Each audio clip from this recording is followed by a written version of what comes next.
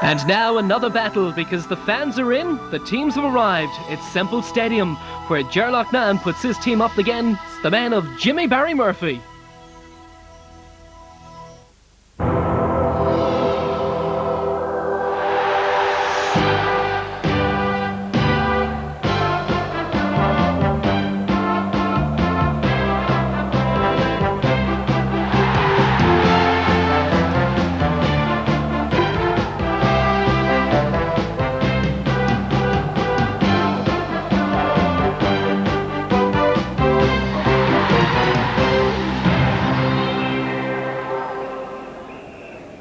Our live action this afternoon comes from Semple Stadium in Thurles. At stake for the hurlers of Clare are their All-Ireland and Munster Championship titles. They put them on the line against the National League champions Cork.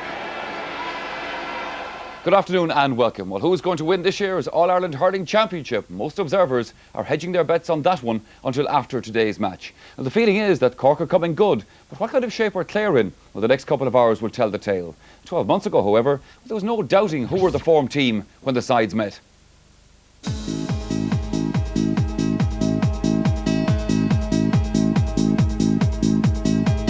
This is Shonny McGrath.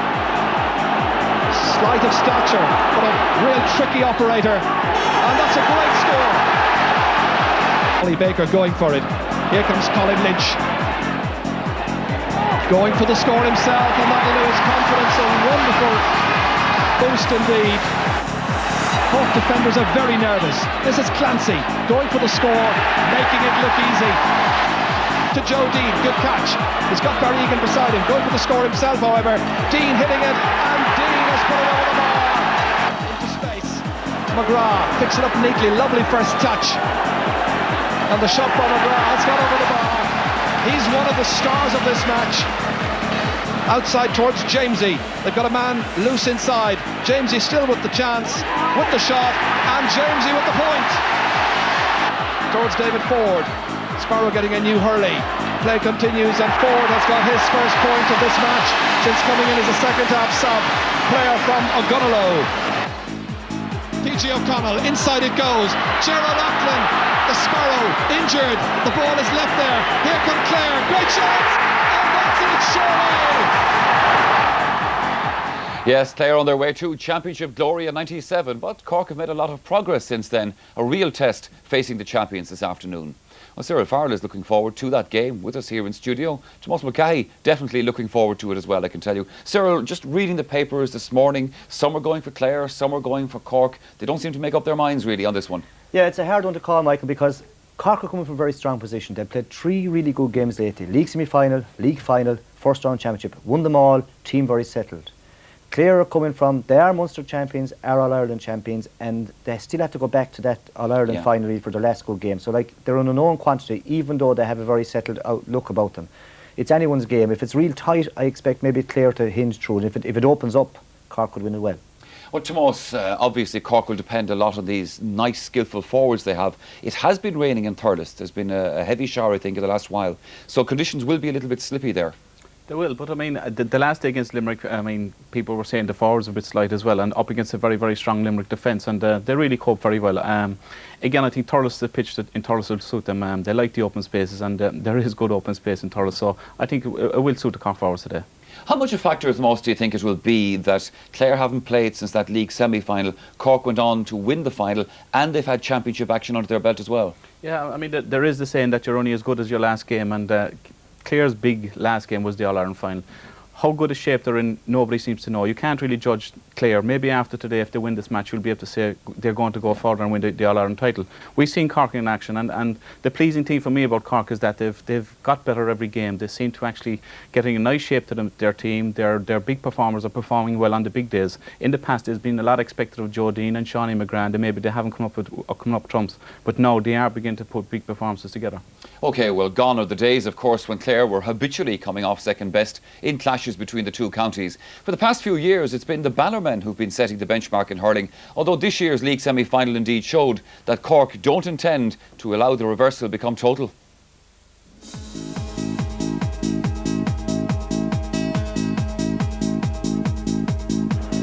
Fergal McCormack takes it down to himself once again.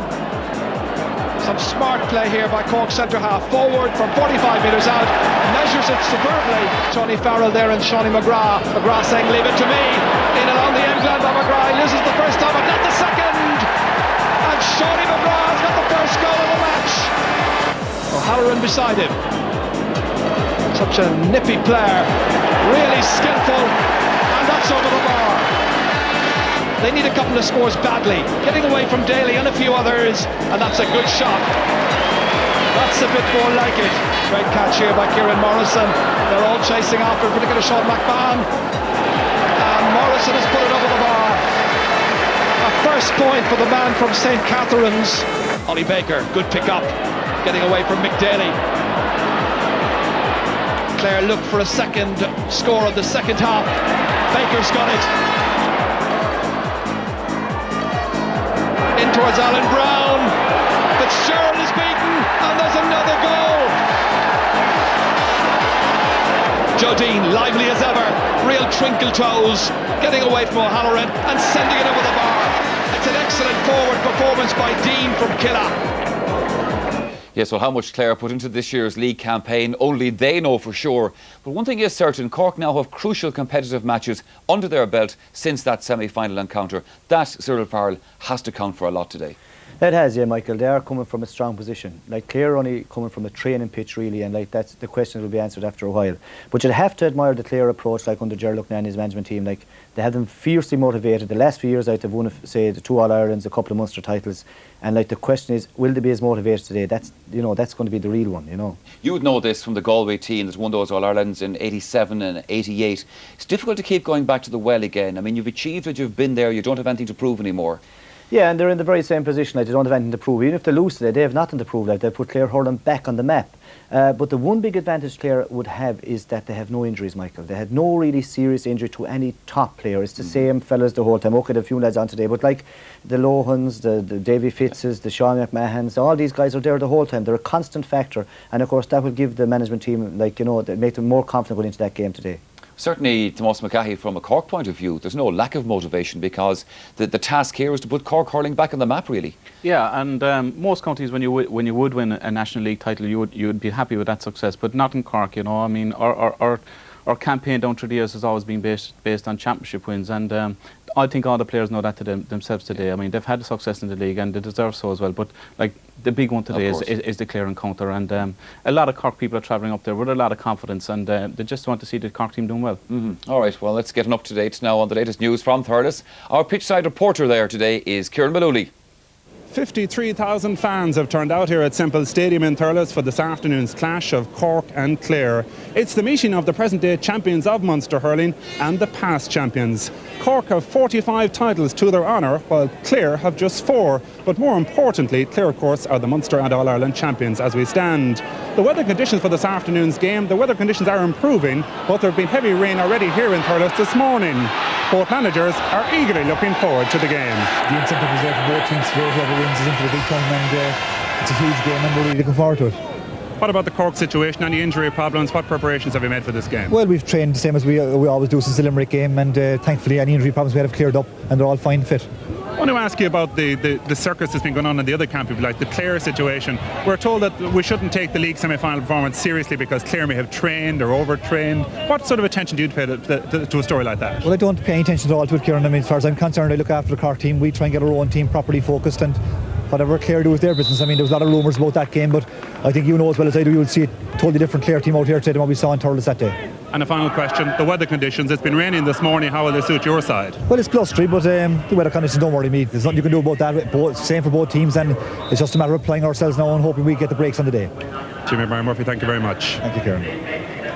The words there from the Cork manager, Cyril Farrell. Gerald Lucknan didn't come out for the interview. He's locked in the dressing room with the team, so obviously every last detail is being prepared for this match. Oh yeah, he's at it again. Gerard's always playing mind games now. You can never trust him. But I do know Gerard well, and I know, Michael, that everything all year has been focused on this game.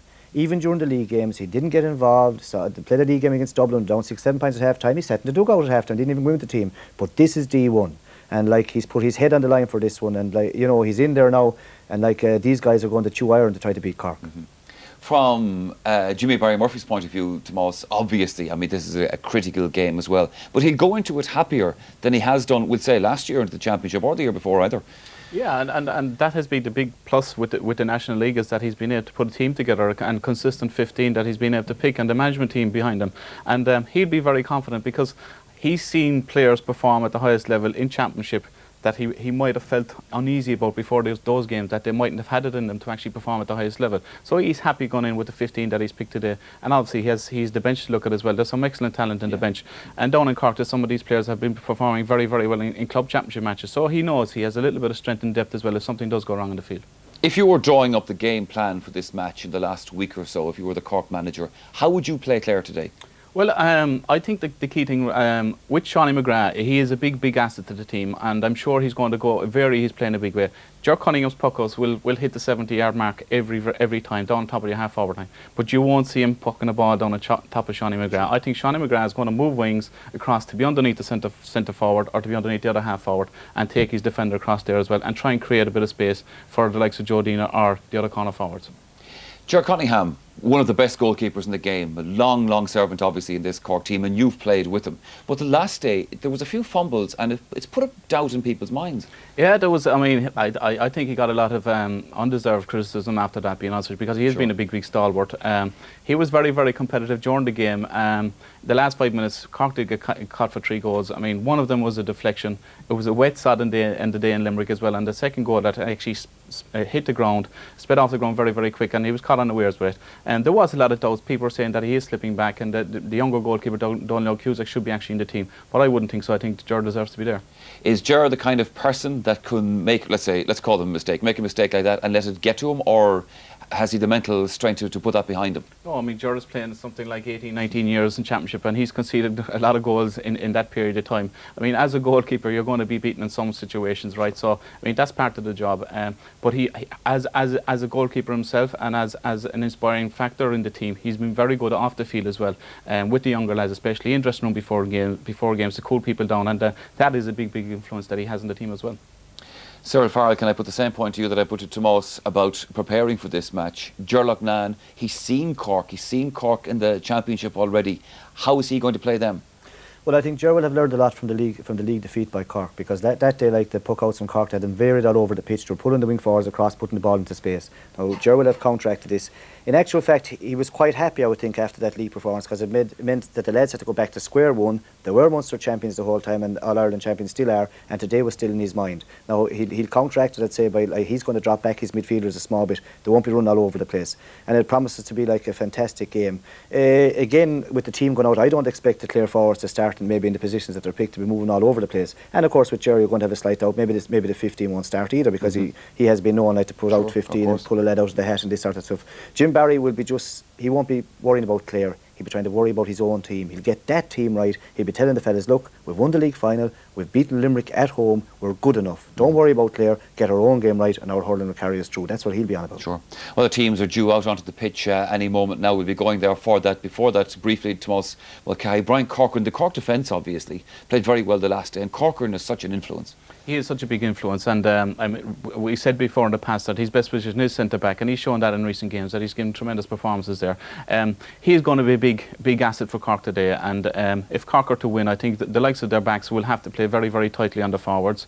Brian Corcoran will obviously be the natural leader there. I'm sure Ger Loughnane in all his preparations will be looking at ways to actually open up that defence, because I think Cork have a very good defensive unit. They've some excellent forwards up front. We struggle at times in midfield, but the last day against Limerick, the likes of Pat Ryan and Mick Daly have performed very well. So as a unit, if Cork can combine and play at 15, playing very well today, they're in with an excellent chance. But it's going to be very difficult. Clare are the team to beat. They have trained very hard, and this is the big game. They know it's a stepping stone for greater things. Now, obviously, when you win a National League title and when you have a stirring performance in the Championship, everything looks rosy in the garden. But where might it go wrong? Again, like Championship, there's no better way to actually see how a player can actually perform than on Championship Day. We had a little few weaknesses. Cork are far from being a perfect team. I think full-back might be a position for us that Ger will try exploit today. John Brown is new to Championship hurling. He has very little experience in that area, and in front of goal, it's a crucial area. You need a strong defender there. that's one weakness that might be exposed. Up front, Alan Brown has a big task on his hand today with Brian Lohan, and I think if Alan does nothing else today but stop Brian Lohan from coming out the field with possession and actually rising the Clare crowd, he will have done his job. It's a big expectation on Alan's shoulders, but I'm sure he's capable of doing that as well. Yeah, well, we're going to go to Thurles now. Thank you for that, Tomas, because as you can probably see behind me, and there you see indeed the Cork team are taking to the field. We're going to go over for the team news to Ger Canning. Ger Canning, who has been a very busy man, obviously, in the last week or so. On Wednesday night, he was in Montpellier, but today, very much in Semple Stadium in Thurles. Thank you very much indeed, Michael. Yes, the Cork mentors were quick to remind me that this afternoon it's 15 against 15. There's an absolutely wonderful atmosphere here at Semple Stadium in Thurles, and the Rebels here, the National League champions, first out onto the park. And for these fans here in Thurles, well, nothing is more important in today's sports world than Clare versus Cork. Not if Brazil went and hit 6 in the World Cup, not if Ireland pasted the Springboks in the rugby tour, and I suppose not even if they went and found Shergar. This is the big one, the match of the day here in this country, certainly where hurling's concerned. And Cork this afternoon, led by Diarmuid O'Sullivan, their left corner back, playing in his 3rd championship match. But an examination of the two sides in terms of past championship experience, Clare vastly more experienced. We'll talk about that later. For the 4th match running, Cork are unchanged. Brian Corcoran's ankle injury has cleared sufficiently, and 2 others with niggling hamstring injuries, Joe Dean and Kieran Mollison, have proved their fitness in training.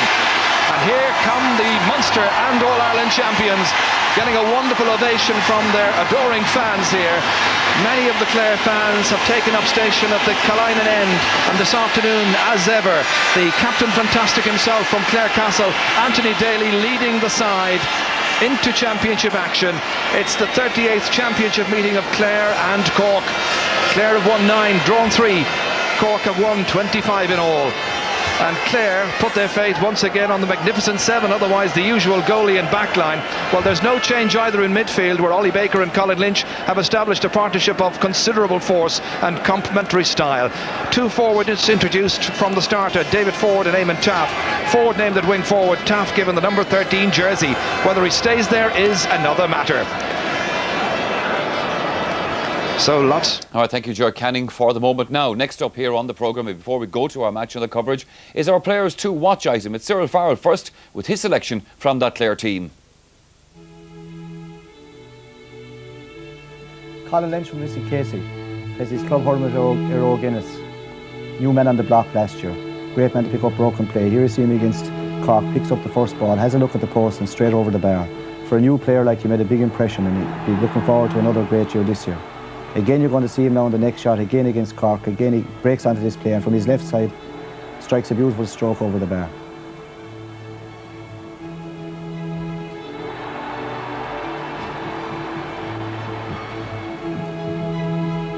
Brian Lohan, Club Wolf Tones, a colossus as a full-back. Ignites the players and ignites the crowd. Down low, turns his man and strikes a great clearance up to Ollie Baker. They'll be looking for a big one from him again today. Again, here you think he was going to get beaten again, goes down low on the ball, takes it up on his right side, and he clears sells a little dummy and clears another great stroke on his left side. The last shot at ball that he should definitely be beaten again. He depossesses the man here eventually, goes down and beats 2 players and strikes a great clearance again. Clare will be looking for a big game from him today. That's the Cyril Farrell view of the key men in the Clare team. Tomas obviously has the in-depth knowledge of the Cork players, and here's what he thinks. Seanie McGrath, Glen Rovers Hurling Club. One of the most skillful players in the game today, hurling's answer to Jason Sherlock. Has a very, very high level of skill, and his pace is his biggest asset. But he also knows, as a forward, how to score. You won't see him jump for too many high balls, but you will always see him watching the break. And this piece here, we see him waiting for the breaking ball and makes it look very easy as he scores another point. He's a player who thrives on the big occasion, and the bigger the occasion, the better he seems to get.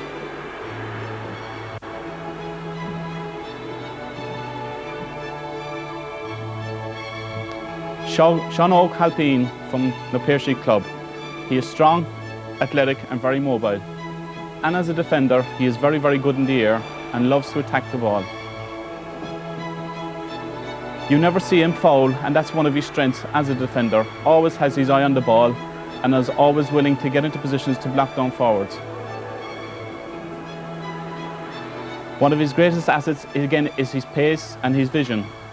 And he knows exactly the right time to take the right option. And I'm sure wherever JJ O'Connor goes today, you will see Sean O'Calpine behind him.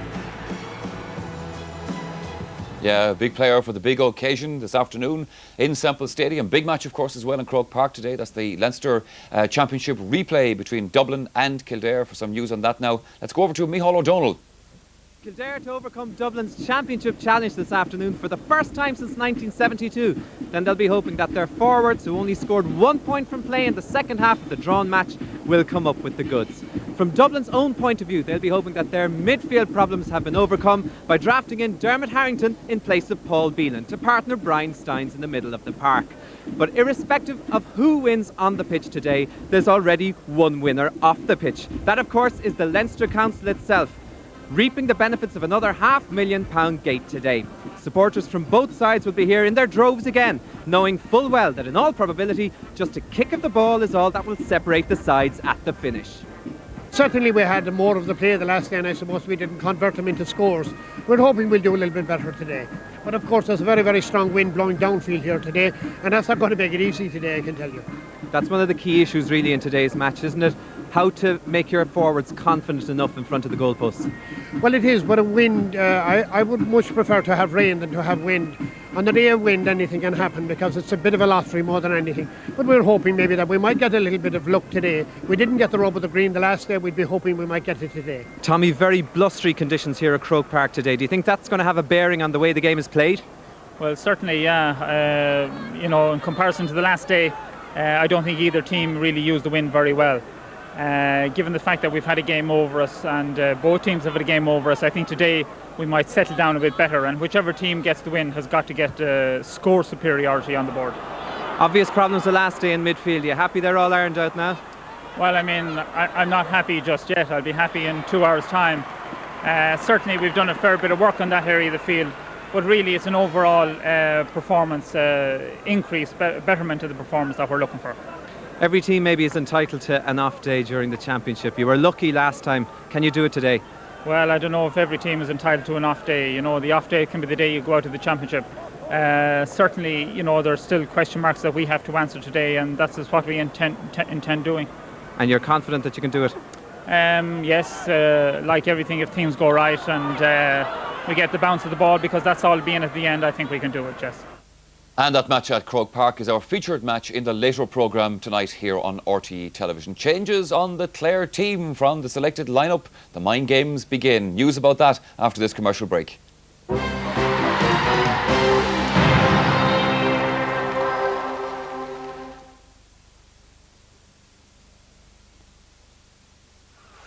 When you choose Dulux Weather Shield, your house will look good and stay protected year after year. There is no longer lasting exterior paint. So with our Irish weather, no wonder most people choose Dulux Weather Shield. Dulux Weather Shield. Don't risk anything less.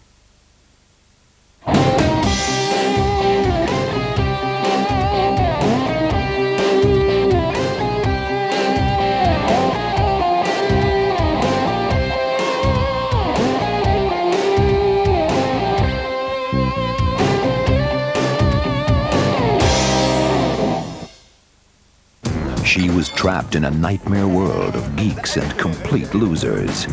What she needed was a break. Julie Benson stars in Twix, The Love Story, a tale of passion, love, and 2 fingers of crunchy biscuit in a shiny pack.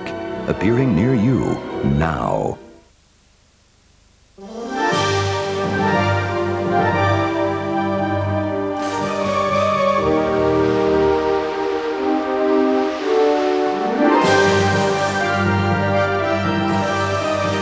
Imagine a power that turns chaos into order, that can shape itself to your needs, that can even create space at your command. The new range of fridge freezers from Whirlpool. The day Elvis died, now that was a shock. I'm not saying I wasn't shocked when I heard about this, but when it comes to the topmost shock I've ever had, it has to be the king passing away. On a scale, I'd say Elvis dying tops. And then my wife telling me she was pregnant with little Aaron here. But I am shocked that the cost of calling the US and Canada has dropped to just 19p per minute at the weekend. But still, Elvis, tops. Telecom Éireann has reduced weekend calls to the US and Canada to just 19p a minute. The big surprise is the great value. Look it up, check it out. The Red Book for what's available in your area. Tasha Own, the business and shopping guide that's used nationwide by thousands. It's guaranteed Irish. See the exclusive range of bathroom suites in PJ Matthews showrooms at Ballysimon Road, Limerick. Nobody matches Matthews, the plumbing and heating specialists.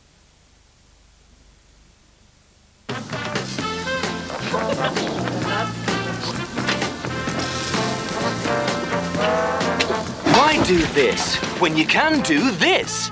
Because the McDonald's McRib is back. A seasoned minced pork patty with a delicious barbecue sauce. Brighten up your summer with the McDonald's McRib. It's Quality Sweets' 22nd birthday sale with over 100 sweets, leather, cotton and flat weave from £899. Open daily, Sunday 3 to 6. Stable of Cork, a unique experience for the man, introducing you to a new lifestyle. Experience this award-winning store, unique to Ireland.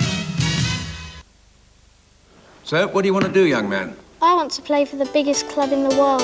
Man United. Big clubs don't sign 14-year-olds. And I suppose you'll score on your debut? Players don't score from their own half. What about the army, the police force? Teaching is a good career.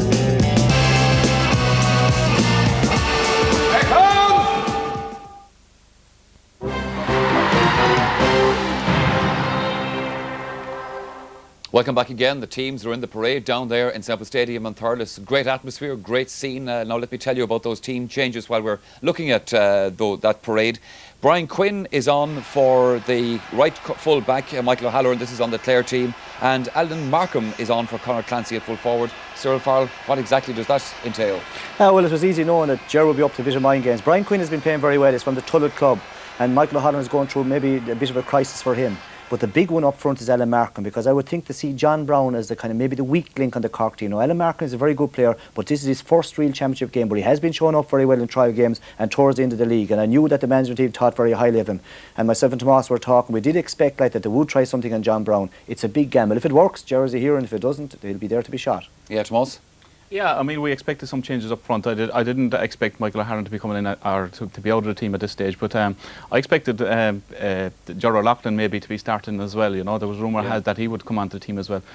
He's maybe the ace in the pack that they have on the bench at this stage, but to me it's a surprise. I mean, to change your team at the start like that, maybe Conor Clancy has an injury or something that we don't know about, but something like that, I mean, can affect confidence in players and things like that, you know, so it can go against them as well as go for them as well. OK, gentlemen, thank you very much for the moment. Let's go over to Semple Stadium.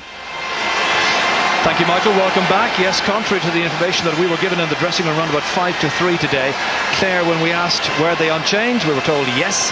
And when whether they were going to be from 1 to 24, yes. And then the mind game started. When the team came out, they started to make their changes. And as you can see, they have omitted Michael O'Halloran. Brian Quinn comes in at number 17 and playing at right cornerback. And Alan Markham selected at fullback in place of Conor Clancy. Will Jamesy start on Brian Corcoran at centre-half forward? That's another major question.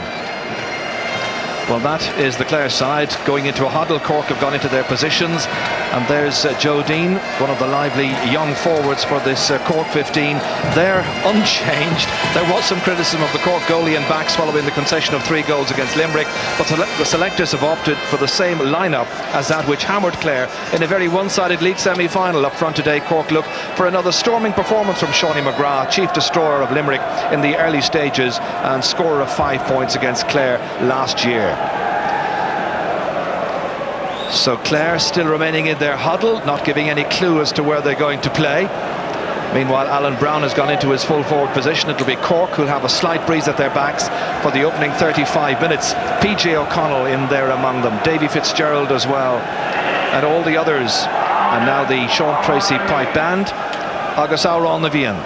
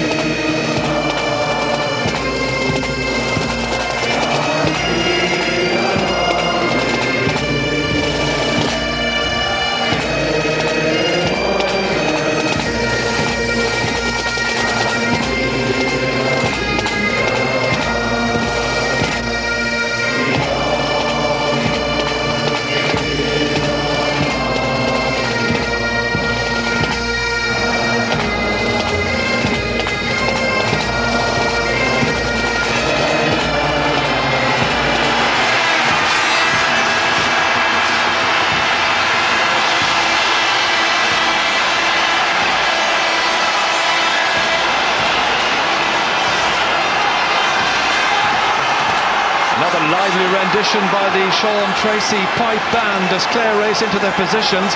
Mention of the pipe band, they were in rehearsal outside here in one of the local estates before this match. They put down the great big yellow drum. Guess what? A brown King Charles dog came along and mistook that yellow drum for a lamppost.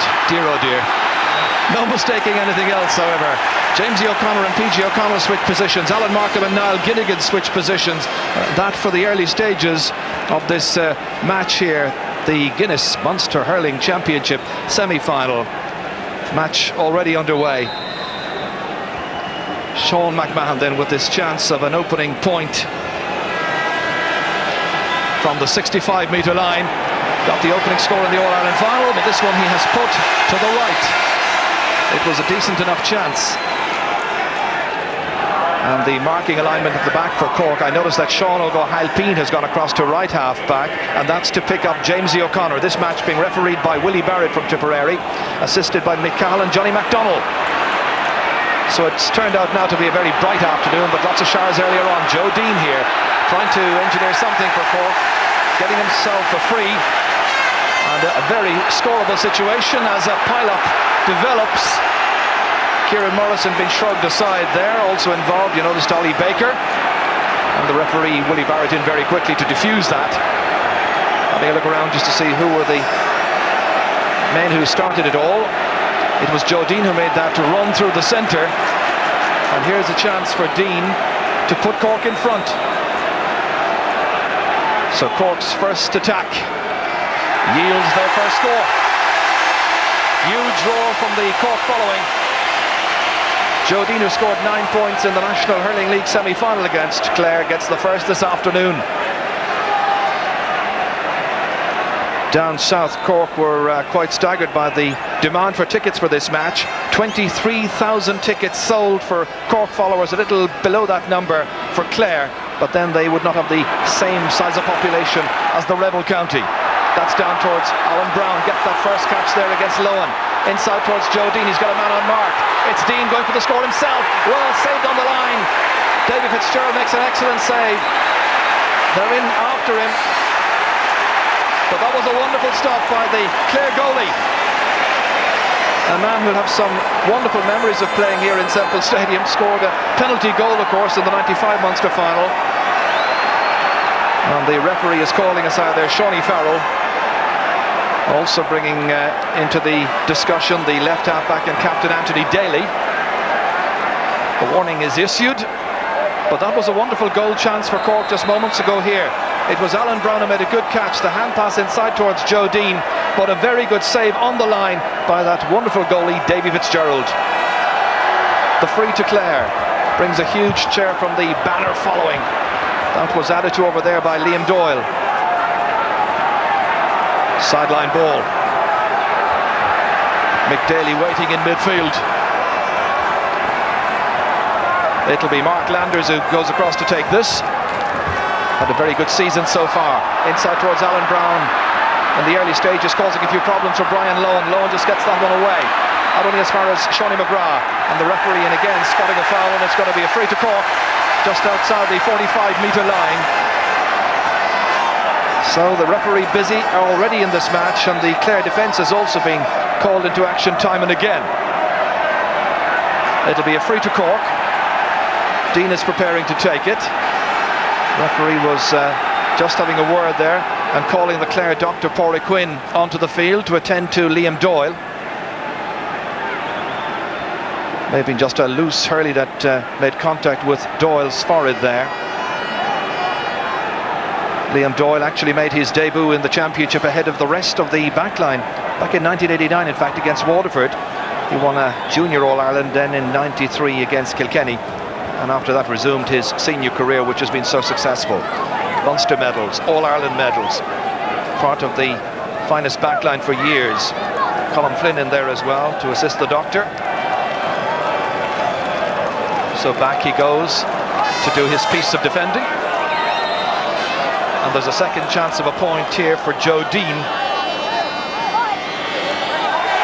Catches it well. Puts it between the posts. That's two for Dean. Young UCC student from Killa. And hurling mad East Cork. So it's 2 points to 0.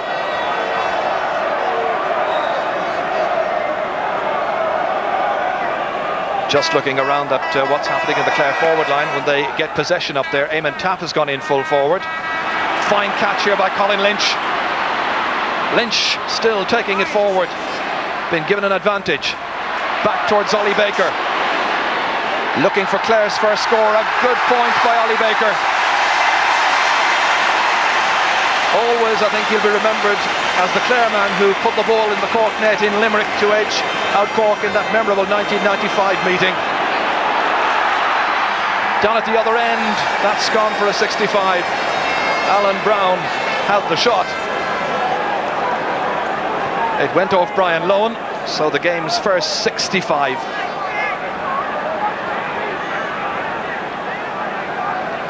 Well, a game which has started fast and furiously. It's going to be Pat Ryan from the Sarsfields club who will take this. Ollie Baker has just gone about 20 metres in front of him. Meanwhile, Mick Daly has switched across onto the other midfielder, Colin Lynch. 65 sails high and sails between the posts. 3 shots on target by Cork, 3 points, all of them from place balls.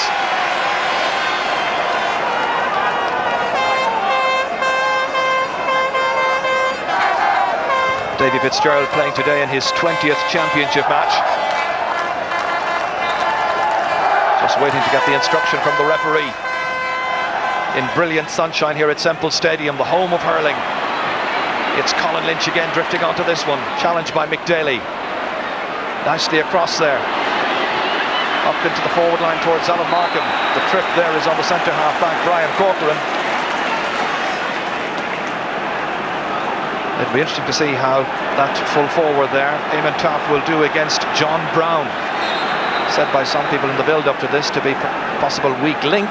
And the umpire down at the other end is calling the referee's attention. The referees have to race down the full length of Semple Stadium.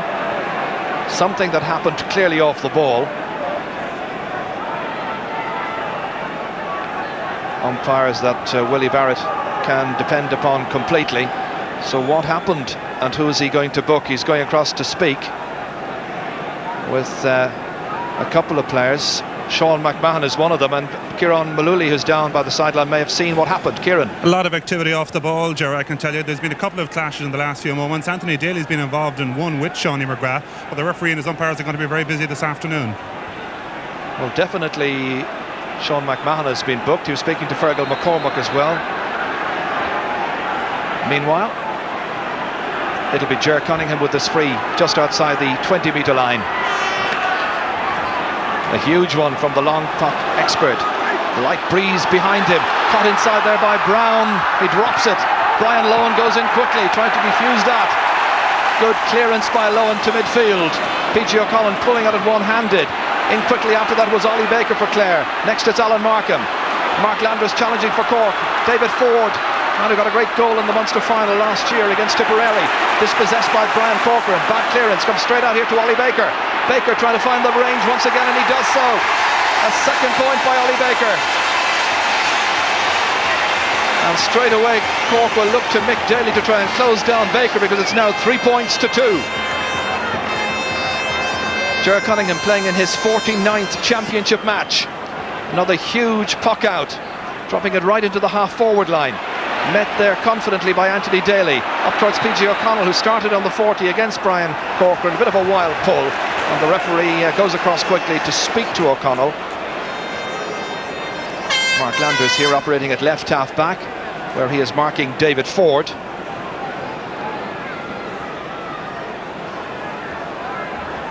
Jamesy O'Connor continuing to operate at left half forward. He's the player they're really looking to in attack, as this free is taken by Pat Ryan, and he looks for another huge point and gets it. A second point by Ryan from the free. So it's 4 points to 2 in favour of Cork. Well, is it all about experience at this level, or is it about enthusiasm? Is it freshness and hunger against the know-how that Clare have? Cork have a brilliant past but a miserable recent record. Clare, of course, with a miserable past but a most brilliant recent record. This is taken down here by Fergal McCormack, having a successful spell on the 40 for Cork. It was a problem area for them for the last number of years.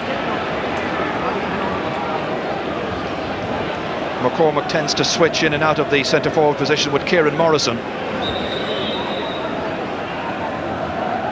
It'll be Liam Doyle from Bodyke. Happily recovered from the head injury he received in the early moments of this game. Very good connection up towards PG O'Connell. In there to try and knock it away from him, Brian Corcoran. They started well. Corcoran trying to be his usual dominant self at centre-half back. The linesman gives the line ball to Clare. Alan Markham being marked by Fergal Ryan from the Blackrock Club. And it's Ollie Baker who's stepping up to take this. Some 45 metres out. Well, he caught it well, but nobody able to touch it. That's a second wide now for Clare. But he's been very busy in midfield, coming forward to score 2 excellent points. Ger Cunningham pucking out. This time a shorter one, varying it somewhat towards Kieran Morrison. Mick Daly coming onto it. He was struck splendidly across there by Sean McMahon, challenged by Fergal McCormack. And once again the linesman was indicating that it should be a Cork ball, but the referee says no, it should go the other way. We had some very, very heavy showers from midday today here. Indeed, showers just before the start of the match as well, so the pitch is bound to be somewhat slippery. Sean McMahon, big one forward here. David O'Sullivan, the Cork captain, under it. Stopped over there. David Ford trying to dispossess him. Taken up very neatly here. Niall Gilligan hitting it, and he's put it in, but it's stopped magnificently by Ger Cunningham. Most other goalkeepers, I think, who didn't have his size or frame would have been happy to bat that one over. Not so Ger Cunningham. Here's Colin Lynch. Lynch is fouled. Free to Clare. The Munster and All-Ireland champions, so anxious to make amends for the league semi-final when they really didn't play well at all, and were humbled to the tune of 11 points. The triumvirate there, we've got Mike McNamara and of course Ger Loughnane along with Tony Considine. They were tense beforehand, wouldn't you be? That's dropped in there towards David Ford, just needed a pull on the Hurley that time. Tap there as well. John Brown trying to get it out, and in the end it's taken Brian Corcoran back there. A little deflection on it by Niall Gilligan, and it's gone for a sideline ball. But it could have been dangerous. Once again, Brian Corcoran starting so promisingly, set to be honoured in Cork tomorrow for his outstanding performance in the league final.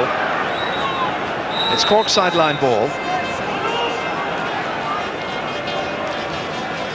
Fergal Ryan hitting this one. Good connection. Anthony Daly coming across, supported there by Brian Quinn. Breaks for Fergal McCormack. He's got men running ahead of him, doesn't need them, goes for the shot himself. That's an excellent rate of scoring by Cork in the early minutes of this match. Fergal McCormack from Mallow scored a couple as well against Limerick, and it's now 5 points to 2. But remember, there is a light breeze favouring Cork in this first half. They've settled the better, they've taken their chances, each and every one of them, and Fergal McCormack with this latest one here. That's David Ford knocking it up there again towards Niall Gilligan.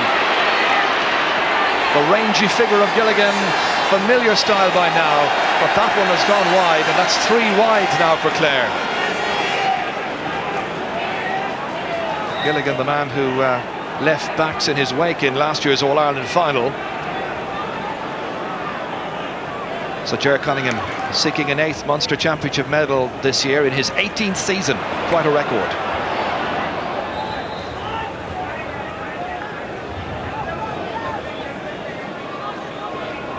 Well, some more team news from Kieran Mullooly down by the sideline. There's a super battle going on, Ger, between Jamesy O'Connor and Sean O'Halpin. Jamesy's been trying to move out of his position. He's played on both wings and in the centre during the last 3 minutes, yet the man is sticking to him and will not leave him. I think he's already got the Christmas card for Jamesy in his back pocket in the dressing room. And there they are again, competing and contesting. Well, both teams have done their homework. They know the strong players. They know where, for instance, Cork can build from Brian Corcoran and from Sean O'Halpin, and Cork know that Jamesy, if given any kind of latitude at all, could absolutely destroy their defence. Mark Landers towards Alan Brown, again making a good catch, beating Brian Lowen to it, and he's put it to the left. And that's just Cork's first wide. But early indications that Alan Brown is having the better of his tussle with Brian Lohan. That's bound to unsettle Lohan, and you know the kind of competitive figure that he is, very strong character, dominant, commanding, and usually doing his work in a most unruffled manner. Well, the strength of the breeze, I think, indicated by that puck out there from David Fitzgerald. Maybe it's more than a light breeze down there.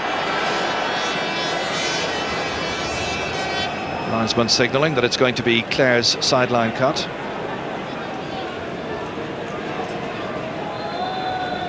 Well, they brought Ollie Baker across, but it's going to be Liam Doyle who'll take the responsibility, which makes a bit of sense. Pushes an extra man forward. So 15 minutes into this first half. Sean McMahon closed down instantly.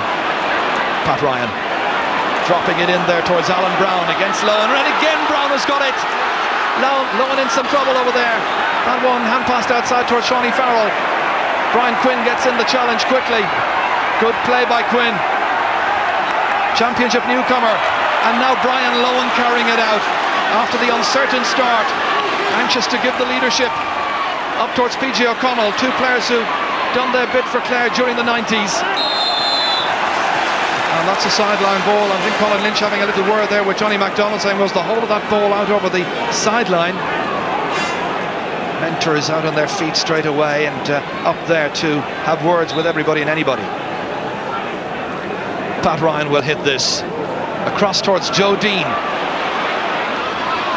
Nobody quite sure just who was going to end up getting that one. It was Frank Lohan. Lohan operating at right cornerback, Brian Quinn at left cornerback. Here is Lohan once again, beating Joe Dean to it. Liam Doyle taking it out here. The pass towards Colin Lynch, swiftly knocked forward towards Niall Gilligan. Gilligan makes a very good catch against Diarmuid O'Sullivan. Now Gilligan trying to press forward for Clare, looking for something from this attack. He's got Eamon Taff calling for it. Reaches him with the second touch, manages to pick it up. Against O'Sullivan once again, Taff with the shot and Taff with the score. Eamon Taff's first point.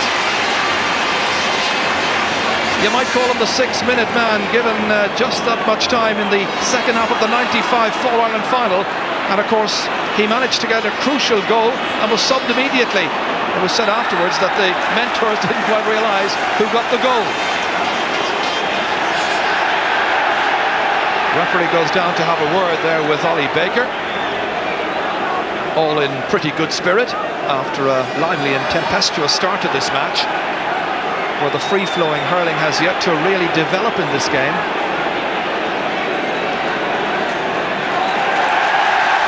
Referee has gone across and brought the ball a little bit nearer. Joe Dean here will take the free, and you'll have noticed already the quickness with which Ger Cunningham pucks that ball out, and it's been trying to catch Clare out and has done so on a few occasions. Dean with another one, and it's 6 points to 3. That's 3 successful frees for Joe Dean. Happy Cork faces down there at the town end.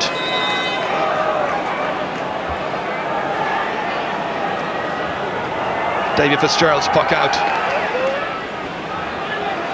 Colin Lynch contesting with Pat Ryan. Lynch had such a wonderful 97. Didn't manage to take that ball up. Landers came in with a shoulder. Now it's Pat Ryan, chased by Ollie Baker. Jamesy O'Connor's there as well. Neat pick up by Jamesy, wanting to get into the match. Good hand pass outside here towards PJ O'Connell, and he's put it very wide indeed. It was a good chance. Well, they now have 4 wides, Clare. Not converting the chances, and that was a good one there, and they had to work so hard for it. Ger Cunningham again just hitting this one onto the 40 there, trying not to hit it in the complete distance. Colin Lynch, Brian Corcoran breaks it down to himself. The shoulder there from Jamesy O'Connor. A strongly bent Corcoran towards Shawnee Farrell, leaving it there for Shawnee McGrath. Good ball inside towards Alan Brown, blocked by Frank Lohan. The attack still there. Frank Lohan trying to scoop it away, does so successfully.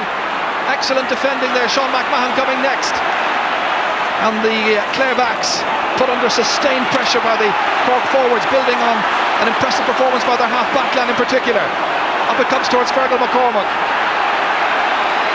McCormack one-handed there against Jamesy. It really is hell for leather. David Ford coming in on this one. The shoulder from O'Sullivan. Still David Ford. Still the Clare man coming looking for the score. Shorting the grip on the stick and putting it between the sticks. That's a great point by David Ford. His first of the match.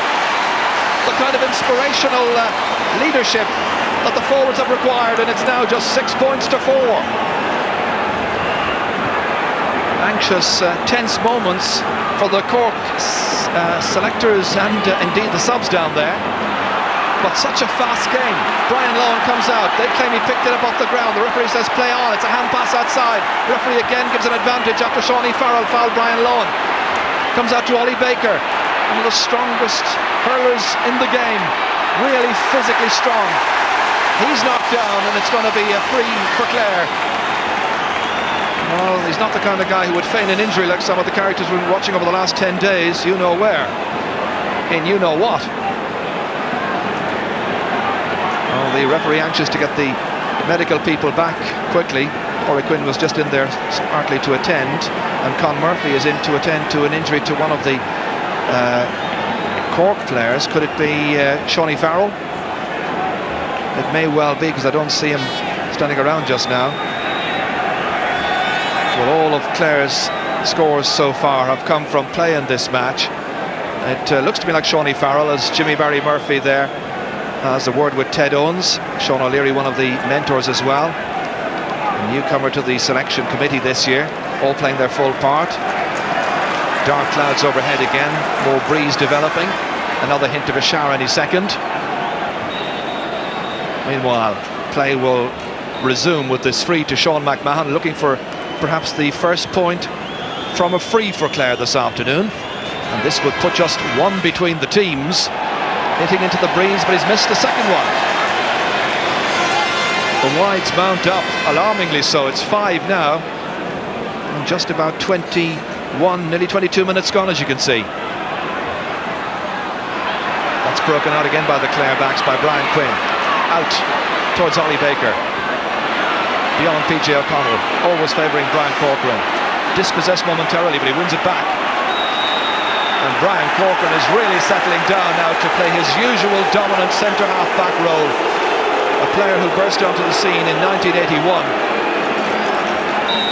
The jeers coming from the Clare fans close to Brian as he's about to hit this free. Not agreeing with the referee's decision. Corcoran sweeps it down towards Joe Dean. Frank Lohan is there as well, touched out towards the waiting Anthony Daly. Cork get it back here. Brown back towards Shawnee McGrath, yet to score in this match. And Brian Lohan comes out after him that time. They're well aware of the danger that Shawnee McGrath possesses. Twice he set up goals in the league semi-final, but again it's Brian Corcoran masterfully back towards Shawnee Farrell. 3 men on him, in there as well as Alan Brown. Some jersey tugging, some pulling and so on. The referee says play on. Joe Dean has it right on the end line. A hand pass across, always favouring the backs. Comes out here, missed completely by Mick Daly. Picked up instead here by Ollie Baker. Baker sweeps it back towards the forward line. Up towards David Ford. Runs back again to Brian Corcoran. Nobody really able to put in a tackle on Corcoran. He fires it in, stopped by the goalkeeper. And that he stepped out over the end line. But the referee says hang on a while. That was a foul and it's going to be a free out for Clare. Second very impressive save made by Davy Fitzgerald. And as we mentioned, the rain has indeed come tumbling down once again. David Fitzgerald still winded after that challenge, which has resulted in a free out for Clare. But he's a very cool character under pressure, David Fitzgerald. Clare has played a wonderfully full role in the Clare success story since emerging from a very good minor team. You remember it back in 1989. PJ O'Connell and Jamesy O'Connor have been switched. Jamesy's now in on Brian Corcoran. Will that make a difference? Meanwhile, it's Mark Landers and Mick Daly there combining. Fergal McCormack sweeping it with a ground stroke downfield. Brian Lohan coming across, about to be challenged by Alan Brown. Good sidestep by Brian Lohan. Well, after the uncertainty early on, he'll be hoping now to settle down and play a very full role in that Clare defence. That's blocked down again by Brian Corcoran from the stick there of Jamesy O'Connor. Stalemate over there. David Ford trying to make progress against Mark Landers. Mick Daly is the number 9. Swept forward by Jamesy O'Connor, out over the far sideline, and it's going to be a sideline ball for Cork. Well, what a performance that Brian Corcoran has given so far in this match, and there's his new marker now, the man who was originally down on the programme at least to mark him, Jamesy O'Connor. Diarmuid O'Sullivan mishitting that one. Comes back off David Ford's legs from the stick there of Mick Daly. David Ford with 1 point so far. Ford playing in his 4th championship match. Mark Landers here, playing for Cork in just his 2nd. Well hit. Sean McMahon drops it, uncharacteristically so, into the arms of Joe Dean, and that's gone over the bar. From what should have been a block by McMahon, it was a point instead for Joe Dean, his 4th of the day, but just the first to come from play. So Cork stretched their lead, and really Clare should have cleared that one, no doubt about it, but they're making mistakes here and there.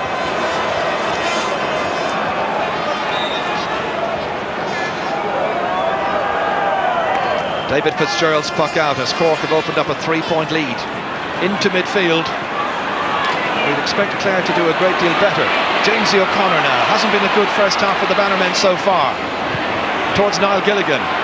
Once again Gilligan getting onto it ahead of Fergal Ryan, and that's a man who certainly, if he gets decent ball, can take the scores. Niall Gilligan with his first. So another point from play for Clare, and it's 7 points to 5. But earlier on, Ger Cunningham was pucking out the ball so fast, it was catching just about everybody here. Rain teams down once more as Joe Dean comes and fetches again alongside Frank Lowen. Frank also ex-UCC, and that ball was picked up, and it's going to be a free. Some mistakes that Clare don't ordinarily make, and this afternoon being penalised, but the gap only 2 points. It's a tight Munster Championship match. Joe Dean. Good record so far from frees. This from 45 metres, 3 from 3 to date. And that is now 4 from 4. You can't expect much more from your free taker. So 8 points to 5. We mentioned the mistakes that some of the Clare backs are making.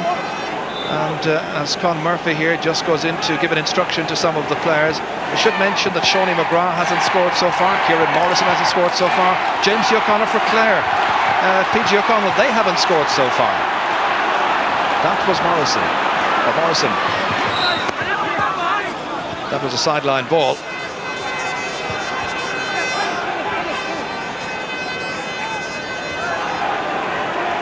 It's going to be a sideline ball, which Brian Quinn is shaping up like he might take it. You can just see the force of the rain there. Some really heavy squally showers in the Thurles area this afternoon. It's Brian Quinn, who comes from Tulla. Very neat cornerback, and brought in at the 11th hour to replace Michael O'Halloran. What's happening just in front of him there? And the referee takes out the notebook. And this time it's going to be Liam Doyle, and it must be Sean O'Farrell, who was not booked earlier on. Remember, he was spoken to at a time when the referee was also booking Sean McMahon. So I think the score at this stage is two Clare players booked, 1 from Cork. Brian Quinn didn't make a particularly good connection, missed by McCormack. It reaches PG O'Connell. His marker is Sean O'Halpine. Decision goes Clare's way. It's a fairly light breeze. Just looking at the national flag, it looks fairly limp. The flag there alongside would suggest that it's a lightish breeze. Sean McMahon whipping that one in towards Eamon Taff. Broken down. Taff going after it himself. Looking at the sticks. Blocked down well there by John Brown. Brown, of course, a brother of Richard Brown, who played here in the 1990 Munster final against Tipperary. Here's Sean McMahon. McMahon, man of the match in 95 in the All-Ireland final. Jamesy O'Connor, the hero all that particular season. Inside this time towards Alan Markham. Hasn't really shown up at all so far in this game. And instead it's Fergal Ryan. First touch let him down. Good ground stroke out towards Pat Ryan. Challenged by Colin Lynch. Good tussle that between Ryan and Lynch. In towards Alan Brown swept inside towards Joe Dean, a race for possession, and Liam Doyle unable to take it up. Shawnee Farrell's in there. Awkward kind of character to dispossess against Brian Quinn. Quinn trying to get it away. There was a bit of pushing, and the referee pointing out that it's going to be a free out to Clare. Anthony Daly having a word there. And the referee has penalised Cork some yardage there because they didn't retreat quickly enough. Mark Landers and Sean O'Halpine have switched wings, and Landers is now back at right half back, marking PJ O'Connell. Sean O'Halpine across on the far side. His man is David Ford. It's captain Anthony Daly here. Dropped in towards Niall Gilligan. Ford is alongside him, doesn't need him. Little block on that one by O'Halpine. Next it's Brown there against Taff. Comes back out towards the Cork half back line. Picked up here by Sean O'Halpine. Not quite on the same wavelength as Pat Ryan, however. It's Taff who tracked back splendidly. This is Lynch, Colin Lynch. Inside towards Taff, there as well is the number 15, Niall Gilligan, and that has gone over the bar. A second point by Niall Gilligan. There was slack marking there in that Cork defence. It was in between the full back line and half back line, and they were exposed, and now once again just two between them. As we wait for the puck out, the referee has had something brought to his attention by the linesman Johnny MacDonald, and he's going across to have a word with a few of the Clare players. PJ O'Connell there, and Jamesy came across as well to act as peacemaker, but the notebook is out, and it's a booking for the O'Callaghan's Mills man.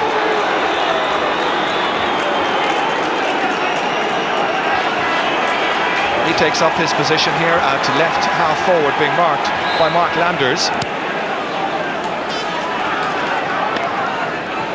Ger Cunningham's puck out, dropping into the half back line, missed by Sean McMahon. Liam Doyle trying to prod it away, needing some assistance, but gets there himself in the end. Blocked down by Dean. In comes Morrison next, threatening as always. That's Brian Quinn back there, and in the end lashed in towards the side netting by Alan Brown. Went off a back, and it's gone for a 65, it seems.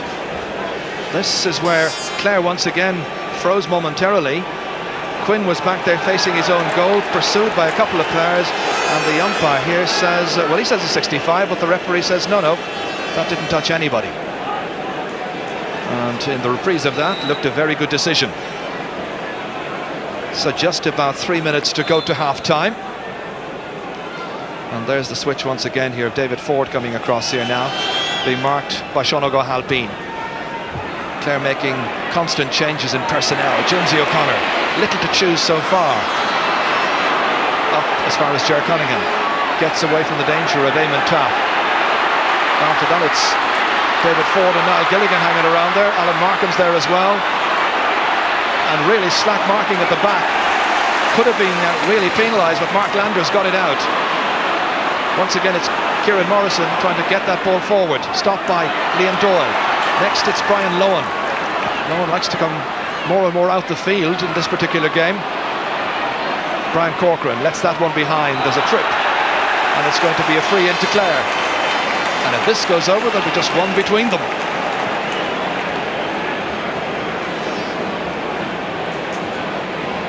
So Alan Markham racing back into his full forward position. He has in fact now got to the top of the right. Jamesy O'Connor, as the sun makes an effort to come out at Semple Stadium, puts it right between the posts. It's just his first point, his first shot on the target from the free, one between the teams, and the champions still firing strongly here in Thurles, 8 points to 7. So even though Cork have suggested that they carry far more threat in this match, it's Clare who've come right back, and just a point between the teams. PJ O'Connell very near the sideline. Johnny MacDonald had a good look at that. Ball not over the line. Alan Markham here. Now they come looking for the equaliser. Alan Markham against Fergal Ryan. Almost into a cul-de-sac. A difficult shot to hit in, but it's stopped on the goal line by Ger Cunningham. And has saved an almost certain point earlier in the match.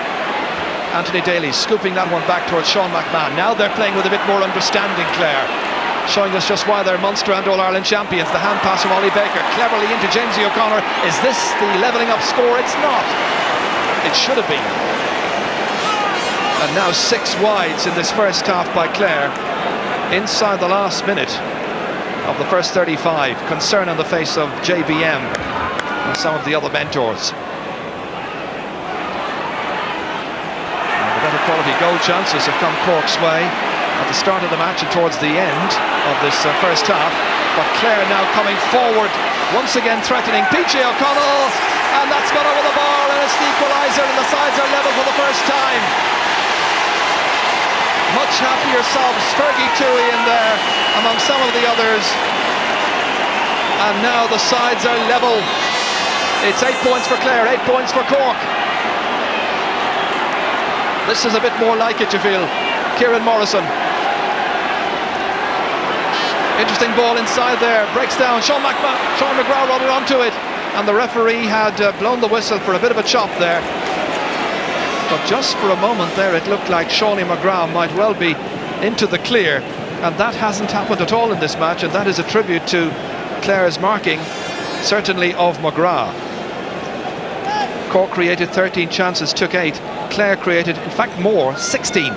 Interesting statistic. This can give Cork the lead again, and once again it's Joe Dean. From 20 metres out, he makes no mistake. 6 points in all now for Joe Dean. 6 for Dean, 2 for Pat Ryan from frees, 1 from a 65, 1 from Fergal McCormack. And where Clare are concerned, they've got 2 for Ollie Baker. James C. O'Connor got 1 from a free, David Ford 1, O'Connell 1, Taff 1, and Niall Gilligan's got 2. And at half-time there's just 1 between them. It is the challengers who are putting it right up as expected to the Munster and All-Ireland champions. The Rebels go in just leading by a point. JBM's team then halfway through in their task to dethrone the favourites from Clare. And at half-time it is Cork 9, Clare 8. So lots to talk about after that first half, and the really flowing hurling that we know they're both capable of. I think that's yet to be shown here in Thurles. It's been quite tight, some uncharacteristic mistakes being made, but then you expect that on a slippery day, a day of varying weather conditions. Cork just edging it at the break. Sean O'Leary, Cork selector and former county star. Good start, but Clare have come all the way back into the game. Yeah, very disappointing last 15 minutes. I think we left Clare completely back into it. Their half-back line is on top. And, you know, the scoreline probably reflects the general play. You know, we're just about deserved to be ahead by a point, but we performed very poorly in the last 15 minutes. You spent the last 30 seconds with Jimmy Barry and the rest of the selectors. There's got to be a change there, is there? Well, I don't know whether they'll be changing personnel or not yet, but I mean, certainly the first 5 or 6 minutes of the second half will be crucial, and we'll just have to get down to it and get more involved than we have been. We've been standing off too much and not competing hard enough. Sean O'Leary, thank you very much. Okay. Well, that's the message from Cork. Clare, of course, will be thinking about changes themselves, and they have some very interesting subs in their ranks. We'll talk to you later. You will indeed, Jess. Not the greatest of hurling, I suppose, but with so much at stake for both teams, I guess that was to be expected. You'll probably see the second half open up a lot more as they settle down. Cyril Farrell, what did you make of that? Yeah, very tense early on. Like the conditions is very, very slippy. It's raining a bit, and the pitch is probably kind of solid underneath the top of the surface, so it means it's slippy.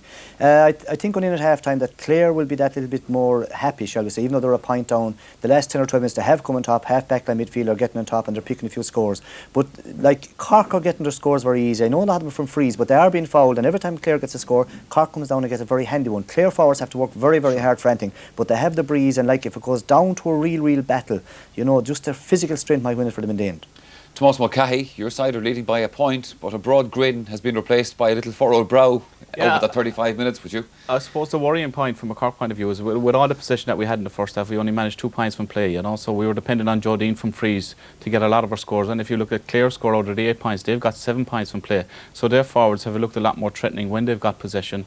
We had opportunities in the first half maybe to get 1 or 2 goals that we didn't actually take, and going in at half time, even though we're only a point ahead, we've a lot to play for in the second half. There is a bit of a breeze there, and you could see with the puckouts from Joe Cunningham in the first half put a lot of pressure on the Clare backs, but we didn't take advantage of it. It's our turn out to defend in the second half, and we just have to see. Shawnee McGrath's not in the game. Joe Dean has done well. I mean, maybe the sharpest forward that we've seen from Cork today, but we need to see other big performances from the rest of the forwards. All right, gentlemen, we're going to talk a little bit more about what we've seen in that first half after the commercial break coming up. Just before that commercial break, let me tell you, in the football in Ulster, Donegal are leading the Ulster champions Cavan by 8 points to 5 at half half-time, and Donegal down to 14 men. We take a break.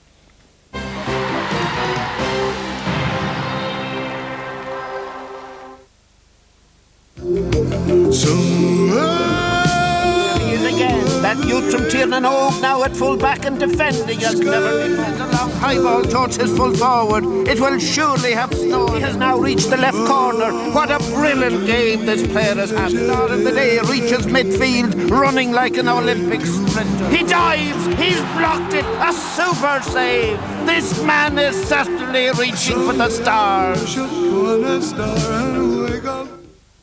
For people on the move, Tipperary Active with the fast sports cap. Easy open, easy close. Pure and natural Tipperary Active, the natural choice. In any game, there's only one winner. Berger Paints. Looking good, lasting longer. Mars and the Irish Sports Council bring you Get Active, Get Cycling, a nationwide programme of cycling events. For more information, call 1850 52 52 52 or see special packs in store.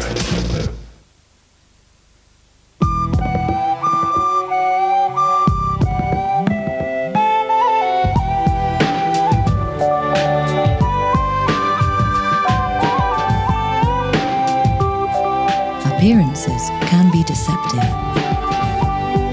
and it takes a very special kind of person to see past your appearance to who you really are.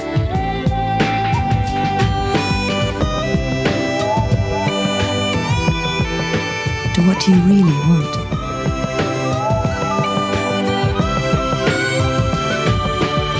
To how you're really feeling.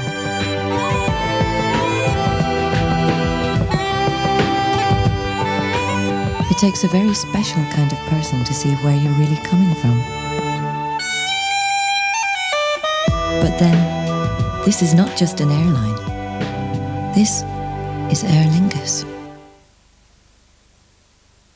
Shaw's sale starts tomorrow with bags of bargains in all departments. You won't believe the prices. So hurry now to Shaw's almost nationwide. Sale starts tomorrow.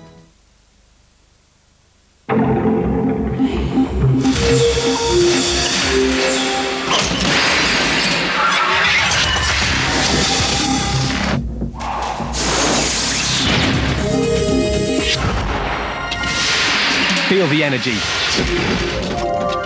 Adidas.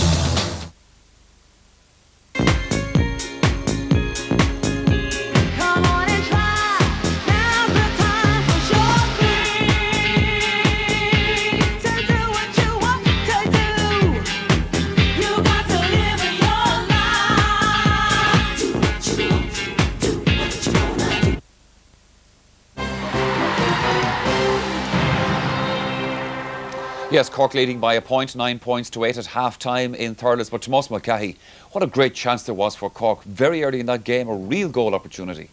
Yes, we got the early start with the point and we had an excellent goal chance, and it was a great save by David Fitz in the Clare goal, but I'm sure Joe Dean will be disappointed himself tonight. He had an opportunity maybe of cutting inside and giving the ball to Sean Farrell. Here we see it was a great play by Alan Brown, and when Joe Dean cuts inside, he had maybe time and space to have take another 1 or 2 steps in closer to the goal, but it was a great save by David Fitz, and it's a great morale booster for the likes of Clare to be able to stop some shot like that so early on, and it was a bit of a blow to Cork. I thought in that situation, if he had got a goal, it would have been a terrific start to go and a point up at such an early stage. Yeah, and a mighty save, as you said, by David Fitzgerald. The Cork forwards are letting them know he's in the game in there, by the way. He's taken a few clips. One thing that we've noticed here, Cyril, is despite the fact that Clare are right in the game, they've had to work harder for some of those scores. Certainly in the first half of the half, if you know what I mean. Yeah, they have to work very hard to get any score at all. Like Cork, fast puck out from Gerard Cunningham, they get a free blow and Joe Dean was tapped them over. And we'll show you a shot here of David Ford, who is exceptionally very fast. Now he takes a ball here by James, you know. David Ford takes up this, which is very good. It keeps right on. It gets Ship's hard tackles, but keeps going through. The man's going to be blocked down here. Gets another, going to be hooked here, but he gets a fantastic score on his left side. Had to work very hard, but was prepared to do that work. And that's the little difference in the first half. Clare, even Sean O'Leary felt it there before in the half time. Clare are working very, very hard. Cork will have to get in more on them hard grafting efforts. Yeah, but again, with the Cork forwards, I suppose, Tomas, the point must also be made that, you know, they can pick up scores so nicely and so simply at times. Like, Joe Dean has got most of his scores from frees, but nonetheless from play, he's done it as well. Yeah, Joe Dean has been excellent in the first half. He's looked very, very threatening when he has got possession, and in that period of time, with the puckles coming down so far, they have been coming over the half-hour line, and Joe has been able to pick up a ball. Here we see a mistake by the Clare defender. Comes to Joe, and no better man in this position. It's on his right hand, and that's a tremendous score over the bar, and that's a great one to lift the team, and we'll need to see more of that from Joe in the second half, and from the other Cork forwards as well. I suppose it's difficult, Tomas, to really get a feel for this game because there hasn't been any definite pattern in it. No, maybe the first 10-15 minutes, I think the referee has spent most of his time with his notebook booking players and things like that for off the ball instance. The game hasn't really opened up as a hurling contest, and there's been a lot of slipping and sliding there. Conditions obviously underfoot have been very, very heavy with the rain that has fallen, and it has made it difficult for both teams. But hopefully in the second half it'll open up and we'll see a better game of hurling. Okay, well, just a reminder again that it's also very tight in Clonus between Donegal and Cavan. 8 points to 5, the half-time score there in Donegal's favour, despite the fact that they're down to 14 men. A brief look at the action from Clonus. Anthony Ford, Limerick born,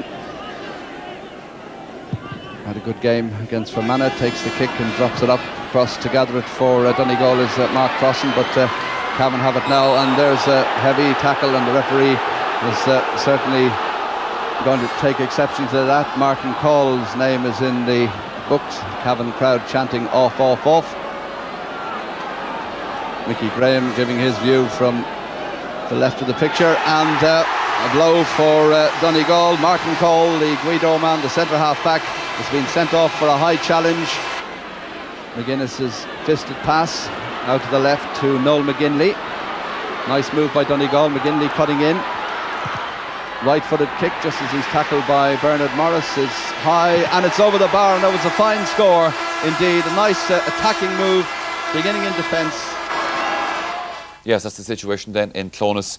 Donegal leading by 3 points there. Cyril Farrell, after 35 minutes of what you saw in Semple Stadium, now who's going to win it?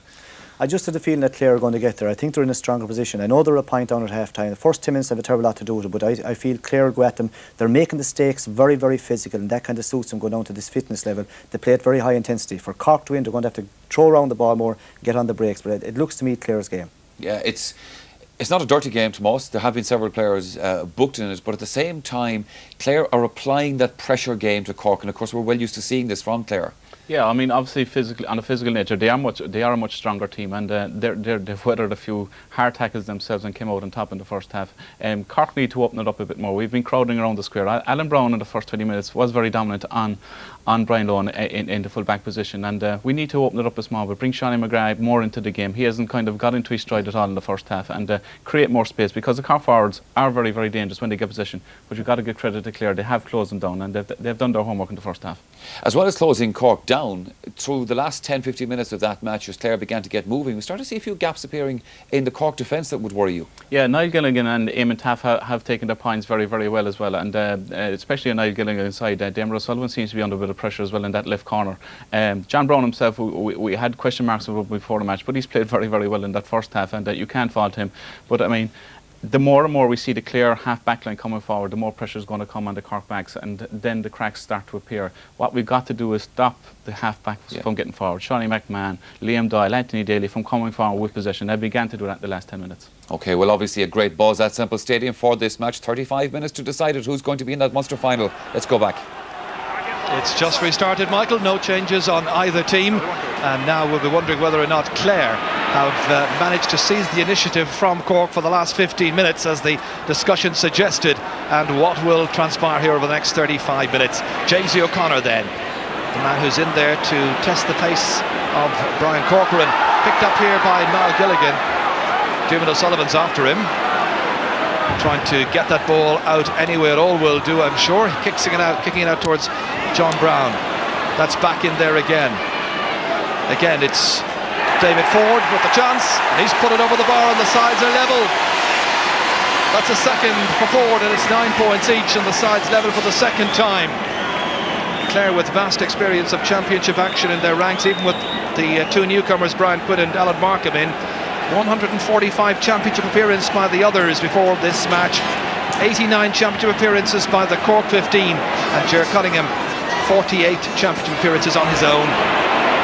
What will now the Cork response be?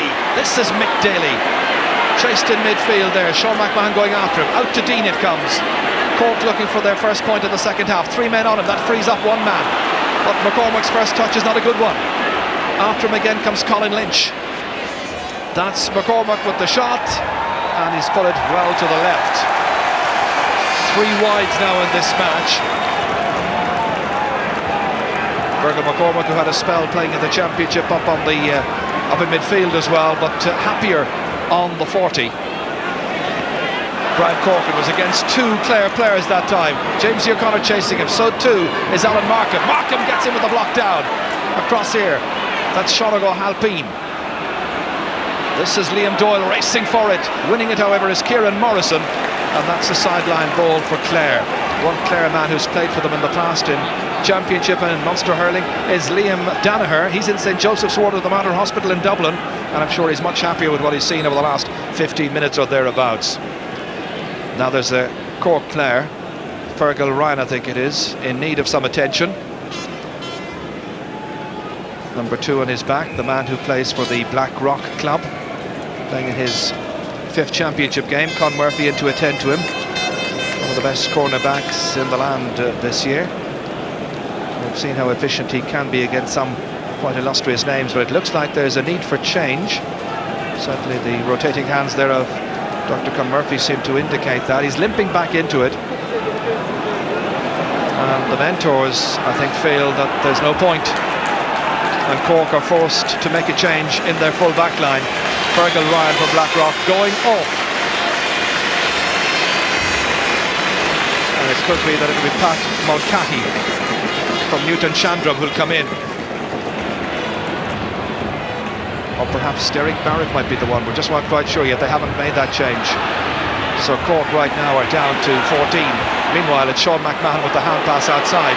Runs beyond Colin Lynch. James O'Connor, first touch, not a good one, and the foul then by Mick Daly from Cove. And there's the change, and it's going to be the number 19, Dan Murphy, is coming in. He was centre half back, of course, with the under-21s and team captain last year as Cork won their 100th title. So Jamesy waits as Cork are forced into making the change. This time he lashes it in straight at Ger Cunningham. His nerve holds, supported there by Diarmuid O'Sullivan. He gets it out only as far as James O'Connor. Pat Ryan is here for Cork, beating Colin Lynch to it. Quite a tussle that one, up towards Joe Dean. Frank Lohan is supported by another wonderful centre half back, Sean McMahon. McMahon down towards Niall Gilligan.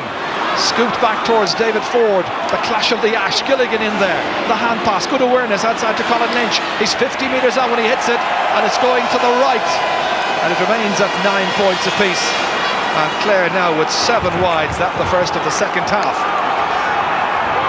And you just hear the promptings of the crowd here, really urging their teams on what is a wet and drizzly afternoon. The breeze picks up again, and now it's well and truly supporting Clare for the second 35 minutes. Ollie Baker showing awareness, sweeping it down into the corner towards Alan Markham, been marked here by Dan Murphy. Markham gets there, more attuned to the contest obviously, in towards Taft, being marked by Brown. James O'Connor steps away wonderfully from danger. That was a lovely sidestep, and that's a terrific score by James O'Connor.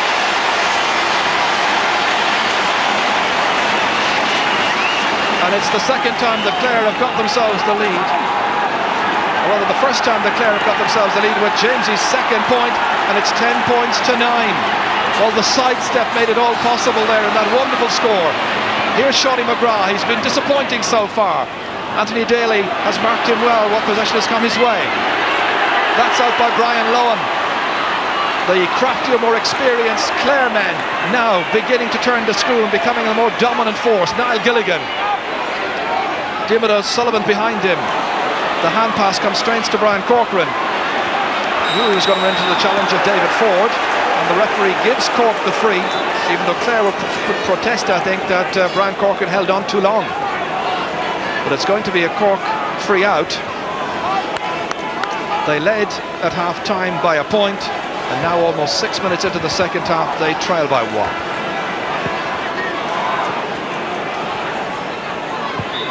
So hitting into the wind.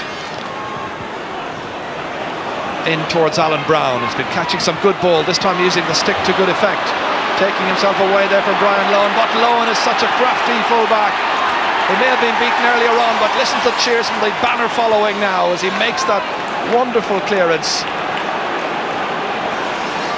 It's a sideline ball for Cork. Daly marking Shawnee McGrath.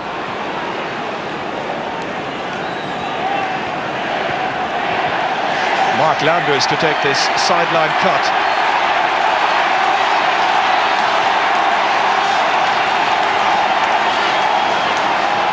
Landers, who's come back from knee trouble in the past.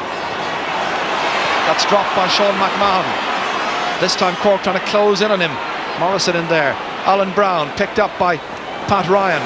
Sending one in towards Joe Dean against Frank Lohan. And Lohan goes forward. They say he's pushed, and it's going to be a free out for Clare.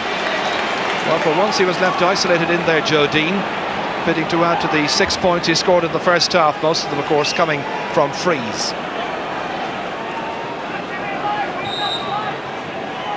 So Davy Fitzgerald, who made that so important score in the second minute, or so important save rather, in the second minute of this championship match. The free goes towards P.G. O'Connell, batted out by Mark Landers. Well, it seemed to go off Mark Landers' stick, but Cork are getting the sideline ball.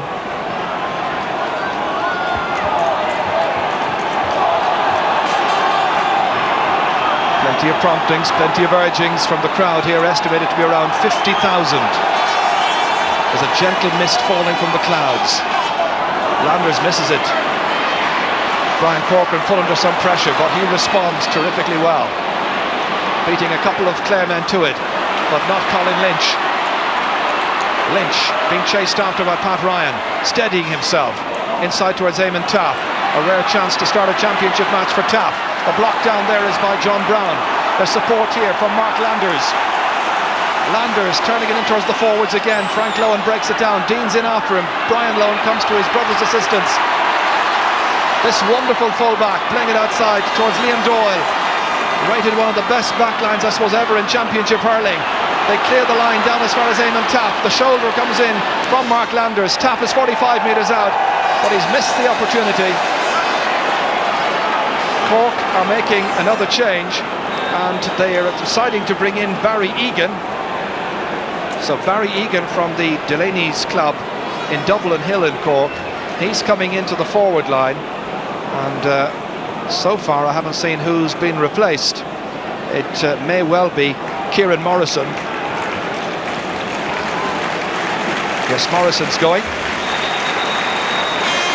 And that's the second time he's come off a championship match against Clare in his career. It's only his third match.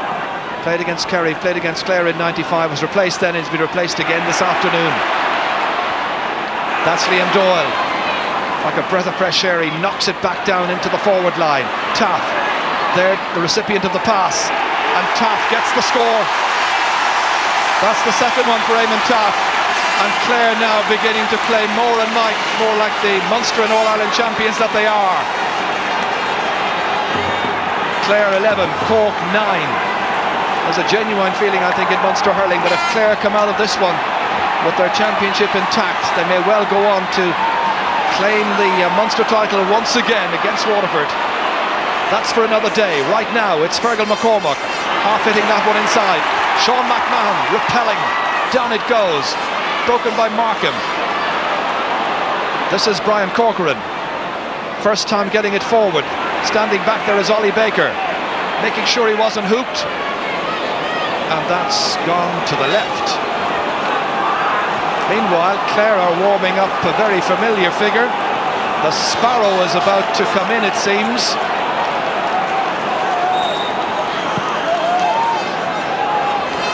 So latest scores and so on, but down here in Thurles, it's time for the Clare management to produce perhaps the ace in the pack. Ger O'Loughlin, the Sparrow, is coming on. PJ O'Connell looks like he's going to limp out of this match. Certainly he's been accompanied off. The Sparrow's gone in full forward. Claff's gone to the left, top of the left. They have Gilligan at top of the right. There is so much noise about. Clare with a 2-point lead. Well, some great Clare teams in the past, in the 70s in particular, failed to come by major tests against Cork. But this year, they're looking good once again to hold on to their Munster title. But it's early stages and only 2 between them. And that's a 10th wide now for Clare. It really is very wasteful. It was Alan Markham with that effort. Ger Cunningham pucking this one out. Against the wind towards Shawnee McGrath. Can he get into this match? Has failed to do so far. Clare were very quickly in to challenge him there. Basically, Anthony Daly has just stood back. He's had to beat McGrath very few times because so little of the ball has come McGrath's way.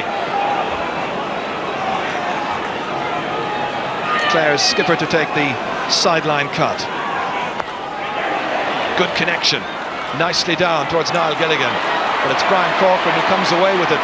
Look at the number of players after him wearing Clare shirts. 3 and 4 men around him. And he stepped out onto the sideline. The linesman here decides that's McCahill from Tipperary. An old Tipperary team of officials. Sherlock Nan is down along the sideline. Tony Considine as well, playing the game like 16 or 17th men. What an achievement it will be for them if they can take Clare back into another Munster final. Cork with no score in the second half so far, put under pressure once more, and that time it's Dan Murphy gets it out, and it's a great stop by Ger Cunningham. A wonderful save, and it's gone out and it's gone wide. Well, there were those who said that he let Cork down with 2 late goals the last day. He's giving his critics the answer here. That was a first-class save, as good as any he's made since he made his championship debut against Clare in '81.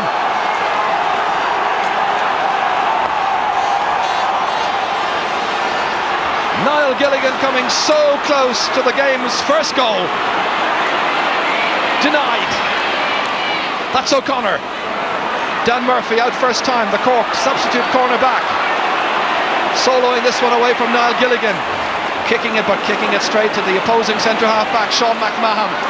What a clearance back in there towards goalkeeper Ger Cunningham. Making his clearance under pressure from the Sparrow. Great catch by Colin Lynch. What a player he is. Towards Jamesy O'Connor. Wonderfully creative player. So much dash and style about him, and so much pace as well. This is in towards Alan Markham, and that's gone over the bar. And this is Clare at their very best.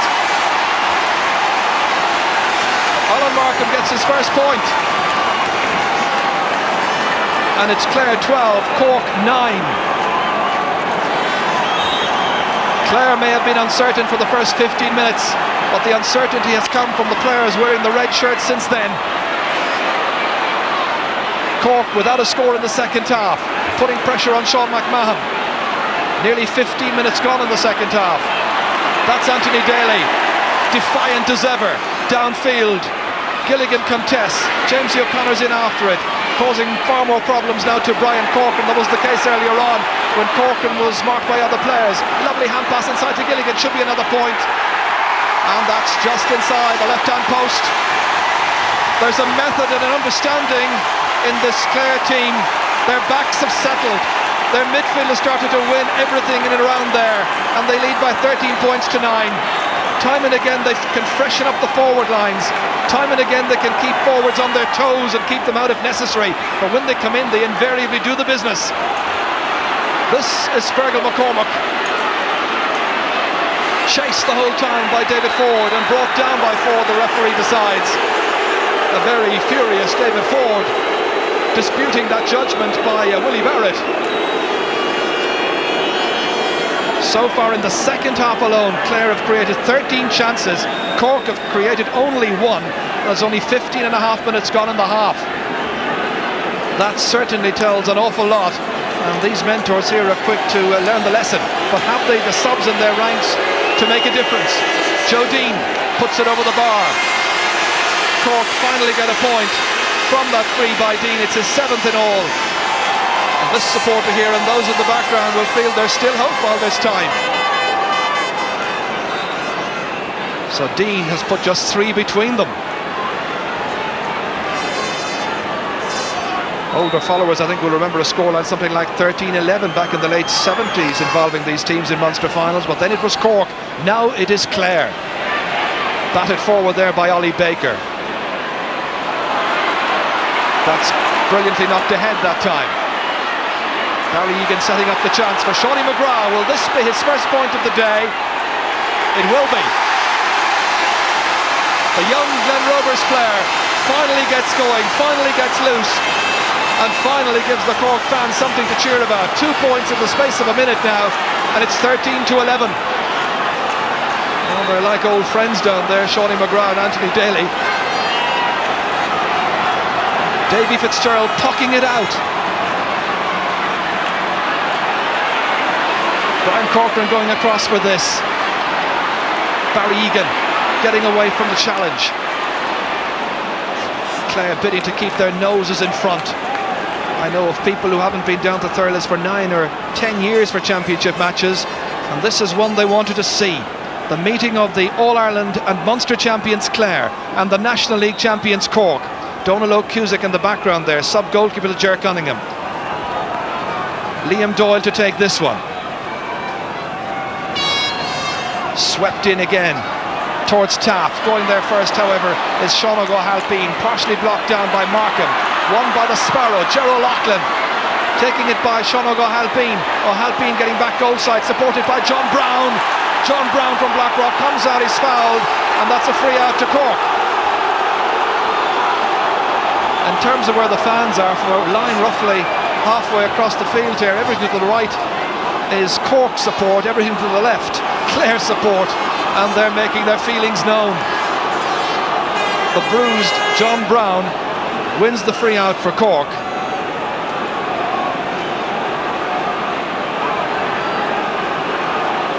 Well, it was a combined effort here with Sean O'Halpine and John Brown to deny the Sparrow, and when Brown took it across here, that's where the Sparrow came across with the stick and caught him in the face.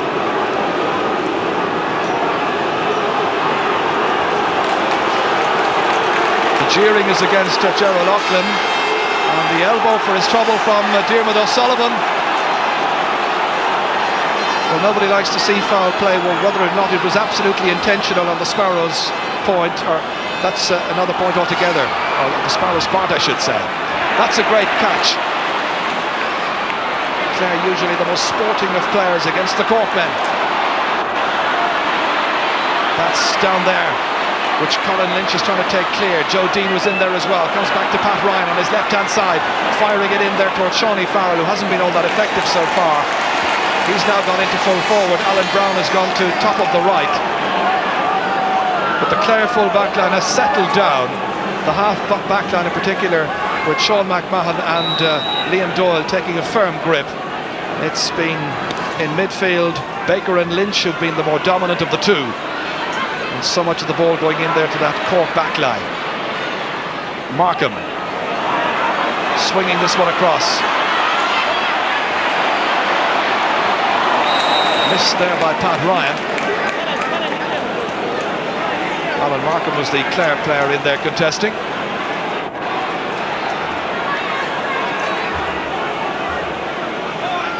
So everybody pacing up and down the side, such as the tension here.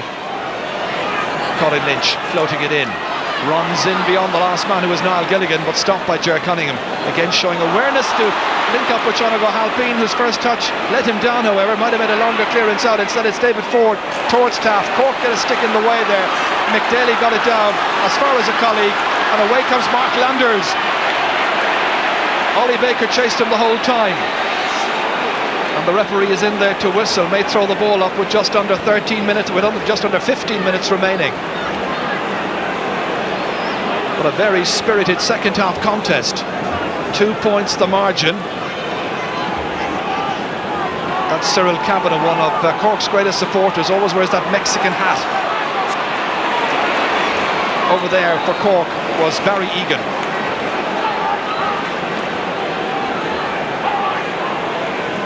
So Jimmy Barry Murphy, Fred Sheehy and Dr. Con Murphy watching on.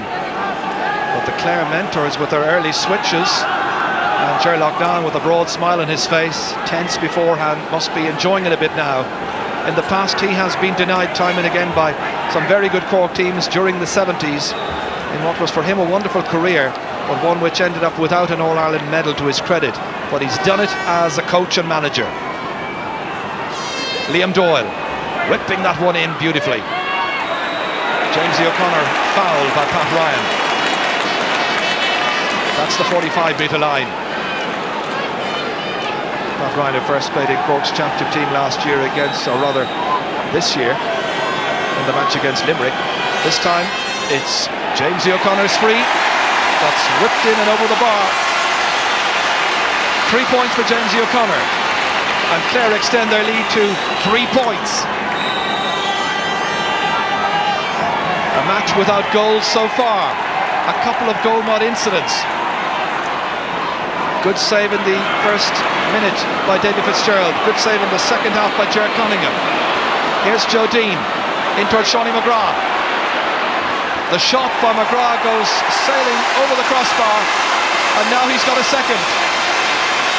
His positioning was interesting that time because he got it in space. He thought he was going to be challenged by somebody else, but it was a colleague who was there, and now just two between them. Some more sideline news from Kieran. Jimmy Barry Murphy, Ger has moved Sean O'Halpin into the middle of the field, and Michael Daly's gone to half-back. Let's see what effects that will have. This is O'Halpin going across to challenge. A very resourceful player. So JBM making the changes. But sport at this level nowadays, such a tactical battle. We heard about the mind games that Clare were trying to win in the opening 10 minutes, making two very late changes, Brian Quinn and Alan Markham. That's a great cut up. In towards Alan Brown, now atop of the right. Shawnee Farrell tries to break that one up because Brian Lohan, after a less than certain start, has really been the dominant factor in that Clare full back line. That's going to be Clare's ball.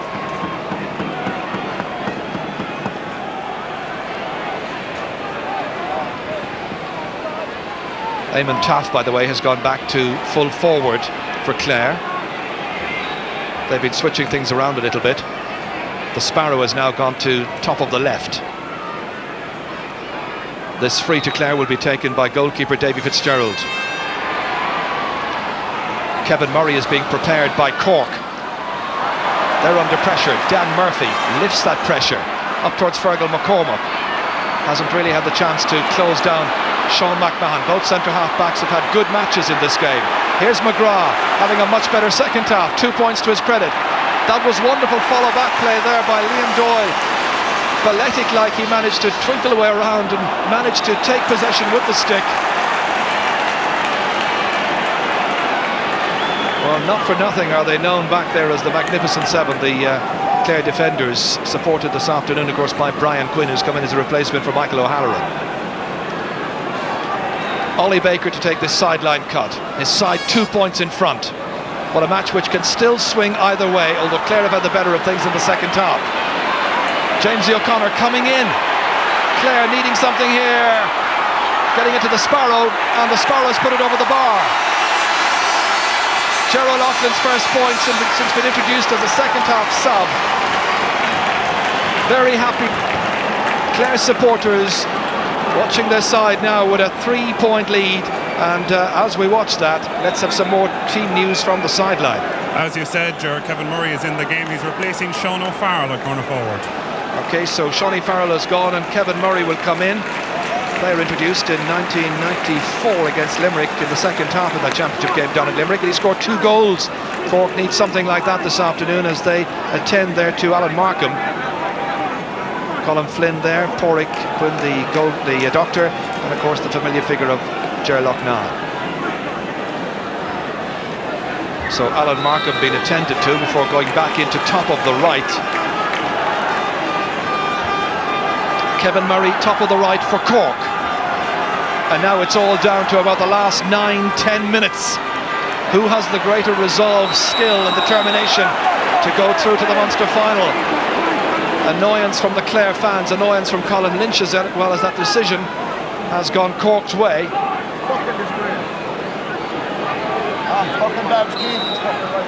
Pat Ryan is going to take the free in for Cork. And Pat Ryan is spot on target. That's 3 now for Pat Ryan. 3 from 3, 2 from frees and 1 from a long range free, a 65. And so the gap once again closes. It really is anybody's match. Clare 15, Cork 13. The mentors, the subs, the selectors, everybody and anybody here will have to live on their nerves for the remaining 8 minutes. That's broken by O'Halpine. Clare physically so strong. Baker trying to get it forward. This is Anthony Daly trying to deny Shawnee McGrath. It's Sean O'Halpine again. Still going forward. Cork with that attack broken up by Brian Lohan. Well, the last time that Clare were All-Ireland champions in 95, they went into the 96 championship and were beaten by Limerick. Now they're champions once again. Will they manage to pass the test? Too many steps taken and it's going to be a free downfield for Clare. Plenty of advice coming in from the 2 coaches just out of shot. From Ger Loughnane here, just behind him. There's Jimmy Barry Murphy. Anthony Daly to take the free, just inside his own 65-metre line. The sun comes out again. The wind behind him. Dropped down, dropped high, and dropped magnificently over the bar. Reminiscent of something he did in the All-Ireland final late in 95 in that wonderful contest. But that's his first today, and it's 16 points to 13.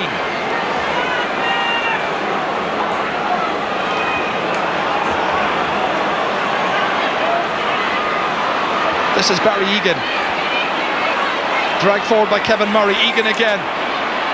Nicely across towards Joe Dean. Couldn't get a touch on it. Instead it's David Fitzgerald. Good combined play. Diarmuid O'Sullivan here. Kicked in towards Fergal McCormack one-handed, but he's been giving second best there against Sean McMahon. It comes to the other Shawnee McGrath. The impish figure plays it in and he puts it to the right and he's put it wide. 5 wides now for Cork. Disappointment for Shawnee McGrath. 2 points in the second half, but that should have been 3. 3 points the difference.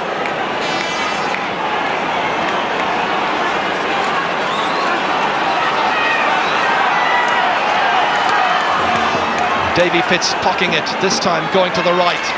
Gilligan has come deep, runs on towards Jamesy O'Connor. Having come into this match, he has certainly exerted a huge influence. That's a wonderful stroke. 4 points for Jamesy O'Connor.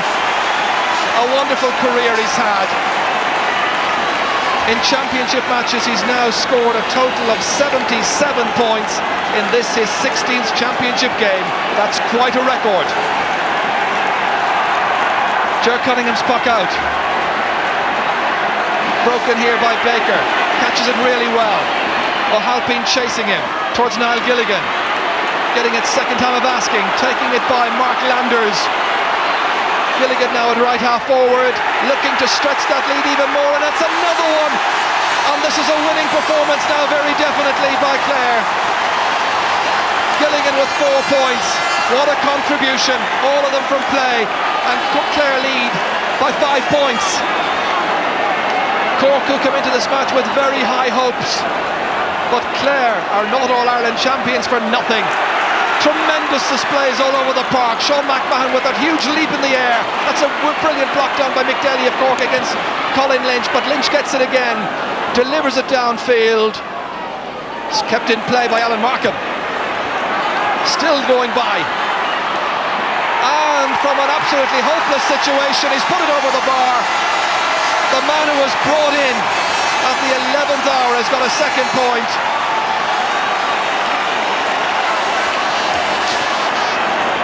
Certainly Ger Loughnane must be thrilled. Each and everybody has played so well on this Clare team. There's another effort from out the field by Niall Gilligan.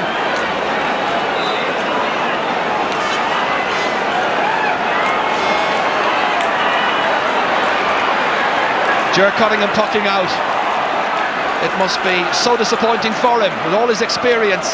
Started his career in '81 in the championship against Clare, and you wonder how many more seasons he will be there to enjoy, and will be there to enjoy his hurling.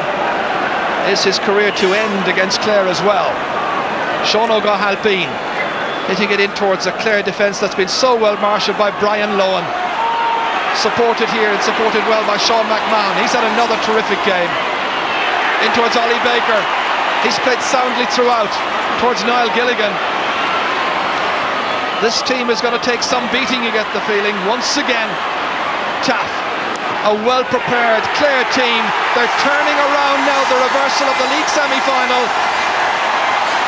Taff with 3 points. Joy everywhere unconfined if you're a Clare fan. Cork fans, well, they think they know the final scoreline. Maybe not the actual figure. It's 20 points to 13 at this stage. 3 minutes to go. They can hardly come back now from a 7-point deficit. Not with players like David Ford performing well. Jamesy O'Connor, whatever kind of training they're doing, whether it's up late, early in the morning, late at night, up mountains or whatever, they are flying. Jamesy O'Connor gets a 5th. It's been a sensational display of hurling by Clare. Cork have been overwhelmed in the second half.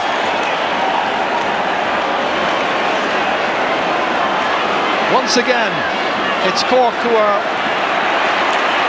trying to claw their way back into this, but inevitably the half-back line of Clare settling so well. That's Mark Landers. Landers taking the free himself. Joe Dean trying to come across for it. Missed by Frank Lohan. Brian Lohan next. Alan Brown trying to get it in. There's the new man in, Brian Quinn. And Brian Quinn gets it down towards Niall Gilligan. This must be as satisfying a victory for Clare as ever against Cork. They hadn't any hurling done since the league semi-final. One wondered about Clare's form. They were jittery in the opening 10 minutes, but after that they settled down and they have been absolutely masterful. Here's Kevin Murray late in the match now, into about the last minute of the game. A partial block down by Ollie Baker, and that was enough to take it away from the Cork man and into the path of Colin Lynch, the find of '97, one of the stars of '98 already. Brian Corcoran getting it forward. Baker is back there. They just amble around the place. They look so commanding, so strong in all positions. David Ford into the centre. Brian Corcoran, who had such a good match for Cork, but looks now to be very much on the beaten team. Here's Shawnee McGrath.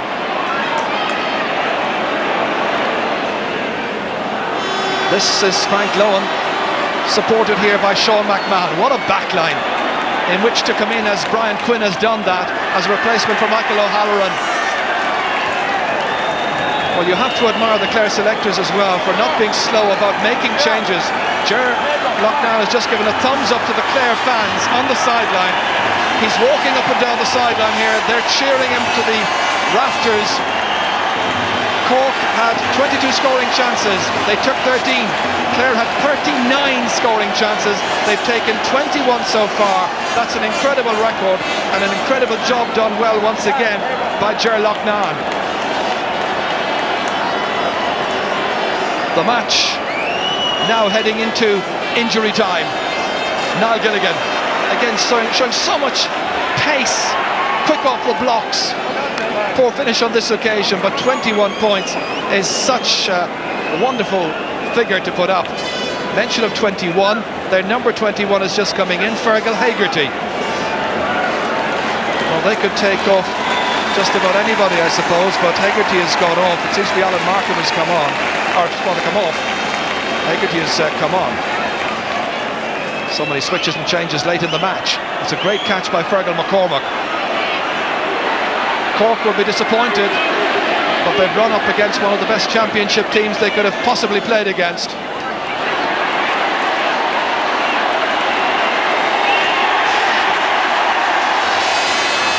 again Clare coming looking for late scores. Diarmuid O'Sullivan batting it down here.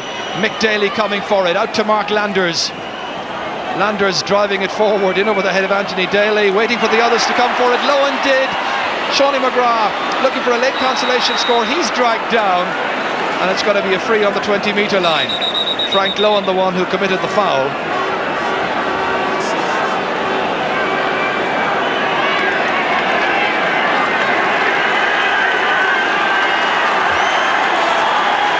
So a free in, and not a great deal that Cork can do at this late stage, trailing as they do by 21 to 13. Pat Ryan is coming to take it. He's got 3 points so far. One presumes he's going to go for a goal here. He does, and Fitzgerald gets there first. It comes out with the aid of the backline. Sean McMahon trying to keep it away. Barry Egan, the whistle is gone, it's all over, and Clare are still the Munster and All-Ireland champions, and they're through to another Munster final. This time it will be against Waterford. Brian Lohan took a while to settle, but once he did, he had a terrific match, and in fact his man Alan Brown failed to score, but Brian Lohan once again, a wonderful performance, supported by Sean McMahon and Liam Doyle. Gerlach Nan, the king of Clare, once again going down to salute the fans. Terrific support he's got here this afternoon at Semple Stadium, the venue where they won their major Munster title in '95, and 3 years on they're back in another Munster final after a super display also by Ollie Baker. Commiserating there with Sean O'Halpine. Jamesy O'Connor, another one of the wonderful champions, 5 points this afternoon. Niall Gilligan with 4, Taff with 3, and overall in the end it's Clare, very convincing champions. But the final scoreline reading, Clare 21 points, Cork 13. And with me, Tony selected down there with Kieran Maloney. Tony Considine, very delighted. What incredible fight back. Great fight back. We knew at half time that we, if we kept our composure, kept our control, we were only a point down at half time. But it was the way people were questioning us all the week what we were made of. And I think the team showed today what they're really made of. People were questioning our hurling ability and things like that. I think we showed the people today that we can hurl. You also showed on the sideline you can make changes which can have effect. Well, if they work here and they're great, and if they don't, people will be up on top of you. All these people behind me would be gone home by now, But it's actually great to be in the Munster final. But we're only in the Munster final yet, It's a great victory against Cork today. And that Munster final is against Waterford. How do you go into that game? Well, we're going to the same as we went into the Cork game. We'll prepare for that now. We're way preparing things for the championship, and we'll go ahead with that. And hopefully everything go well in that day as well. Tony, put this game for me into context of the last 3 Munster champions. You said there was a bit of criticism during the week. What do you say to your critics now? Well, what I say to our critics is give Clare credit for the 2 All-Irelands we have won, and we're in the Munster final again. I think there's great character in this team. They're a fantastic team. They've proven that today. They went out under all the pressure today and put away Cork. You ski there, people were questioning our forward. We scored 21 points against today. There's nothing wrong with that, is there? Tony Considine, congratulations. Yes, there is absolutely no denying 21 points over 70 minutes. Clare were truly magnificent and worthy Munster champions as always. But will they be still champions in '98? That match against Waterford coming up in a few weeks' time.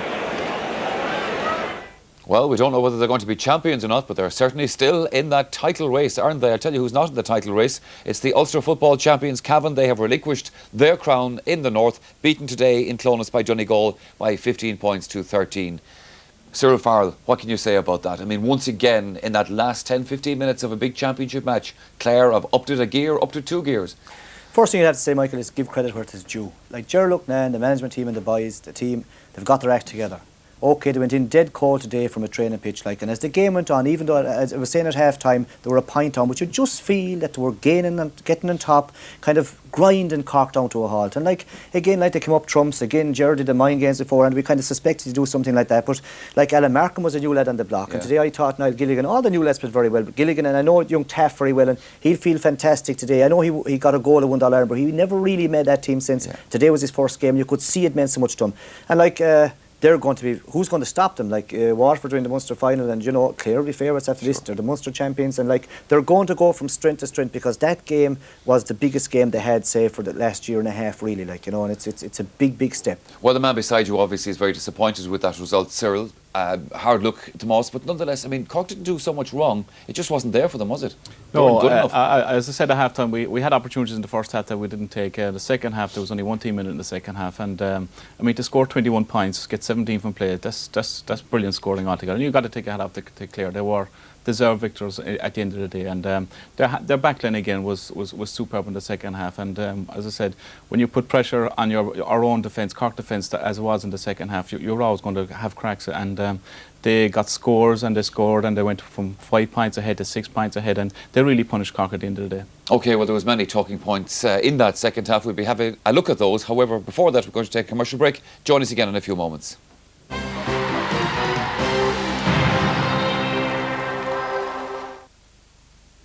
Well, I was shocked. We were both shocked. We didn't think she was serious about the young man. So when we called her in London and found out calls to Britain have been reduced to just 15 pence per minute at the weekend. You were happier about how little it cost to call Britain than about your own daughter getting married. Well, which is going to cost me more? With Telecom Éireann, the cost of a weekend call to Britain has been reduced to just 15p a minute. The big surprise is the great value.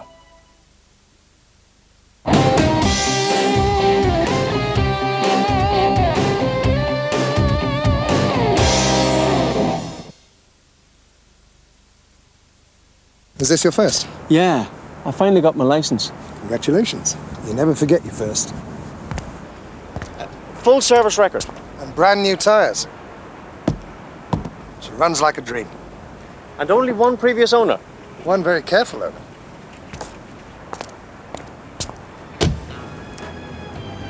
I'll take it. Wait till my mother sees this.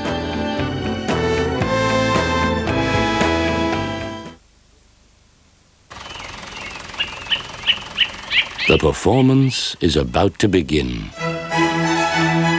The IFI collection of fertilizers. Fine-tuned for ease of use, consistency, and sheer reliability. A quality treatment from start to finish. The IFI range of fertilizers.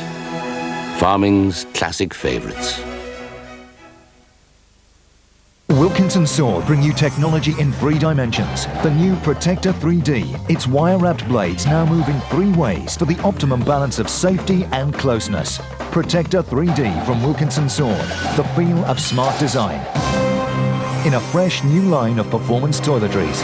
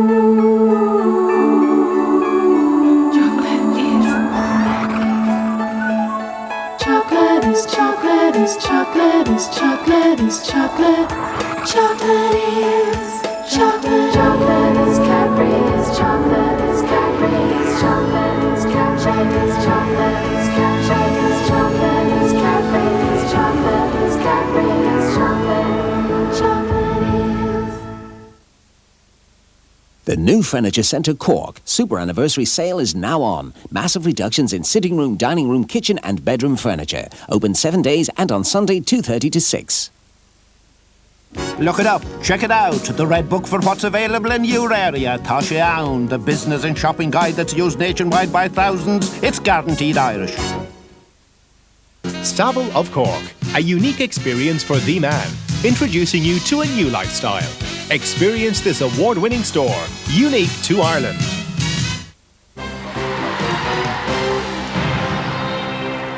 An impressive second half performance has put Clare into the Munster final, also of course into the All-Ireland quarter-finals. Really, I suppose Cyril Farrell at the start of that second half, as point by Jamesy O'Connor laid down the marker for what was going to happen here. Yeah, they went in a point down and they needed someone just to, to kind of get steady down, get the scores on the board. And Jamesy, after having a quiet first half, again, more or less like the All-Ireland final, explode in the second half. Here you're going to see him getting onto a ball, and he does 11, dodges his man, puts it up on his left side, and he's about 55 yards out and just floats it across, barely over the crossbar, because Ger was on his game. But that was the point with Clare, back in level terms and kind of cruising really.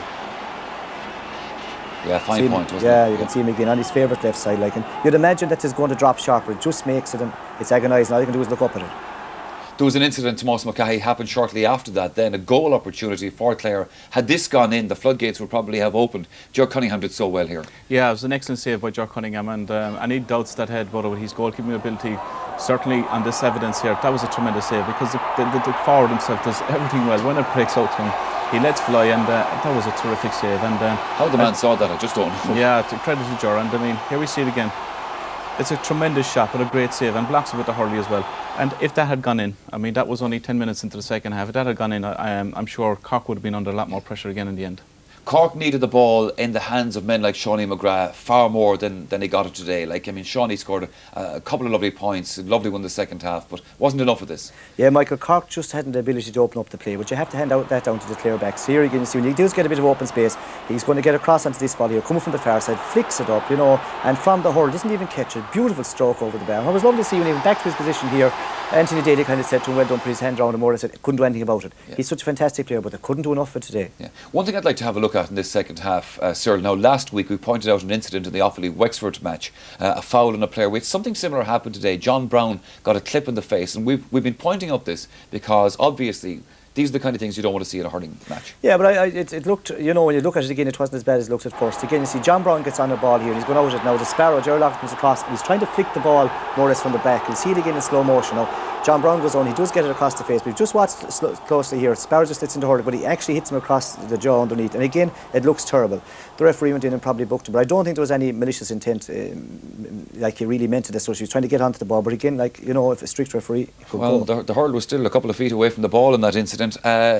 James O'Connor, Tomás, we've talked about him, that point that he scored at the beginning of the second half. Another point he scored really showed, I suppose, the class really in the Clare team at the moment. Yeah, he got some excellent scores in the second half, and Cork couldn't do anything with him really. We see it from a puck out from David Fitzgerald, and he's so keen watching the break of the ball, and here he looks, picks it up, has it turned, but he has so much class in himself that he has time to steady himself, and with his left hand, that's a tremendous score. I mean, that straightened Clare's case in the second half. They went on to get some brilliant points after that. But I mean, at the end of the day, the pressure that was put on by the Clare backs on the Cork forwards and the long deliveries, there was a lot of breaking ball, and Jamesy was quick onto those, and he got excellent scores. You also had scores from a player in the second half. Again, we talk about Cyril. Alan Markham wasn't really in the game the first half, and then he contributes 2 points. Yeah, he'd been playing very well in challenge games, and there was people questioning the hunger of this Clare team. Now, this is a ball that, all intents and purposes, gone wide, but Markham, look, he chases, gets a ball back that nobody should have got to, flicks it around his man, comes around on his good side, doesn't hit it first time, floats across and bang over the bar. Now, that was, impossible one to get a great score. Good. OK, we had a debate about the man of the match here in the studio with a performance like that. Difficult to pick a player, but we've picked a player. Yeah, you had some great performance. It was a team performance from Clare, first of all. You had fantastic ones. But to me, like one lad showing out, it was really his first championship game as such. I felt, and Niall Gilligan had a fantastic game. 4 points in play, was on a very good player from Cork and made him, I put him in his pocket on today's match anyway. So Niall is 6 Mile Bridge. They'll be drinking a few pints down there tonight. Well, they will. As you said, in the middle of several great performances today in that Clare team, Niall Gilligan's is the one that we picked out, and the watch goes to our man of the match from this live game. OK, well now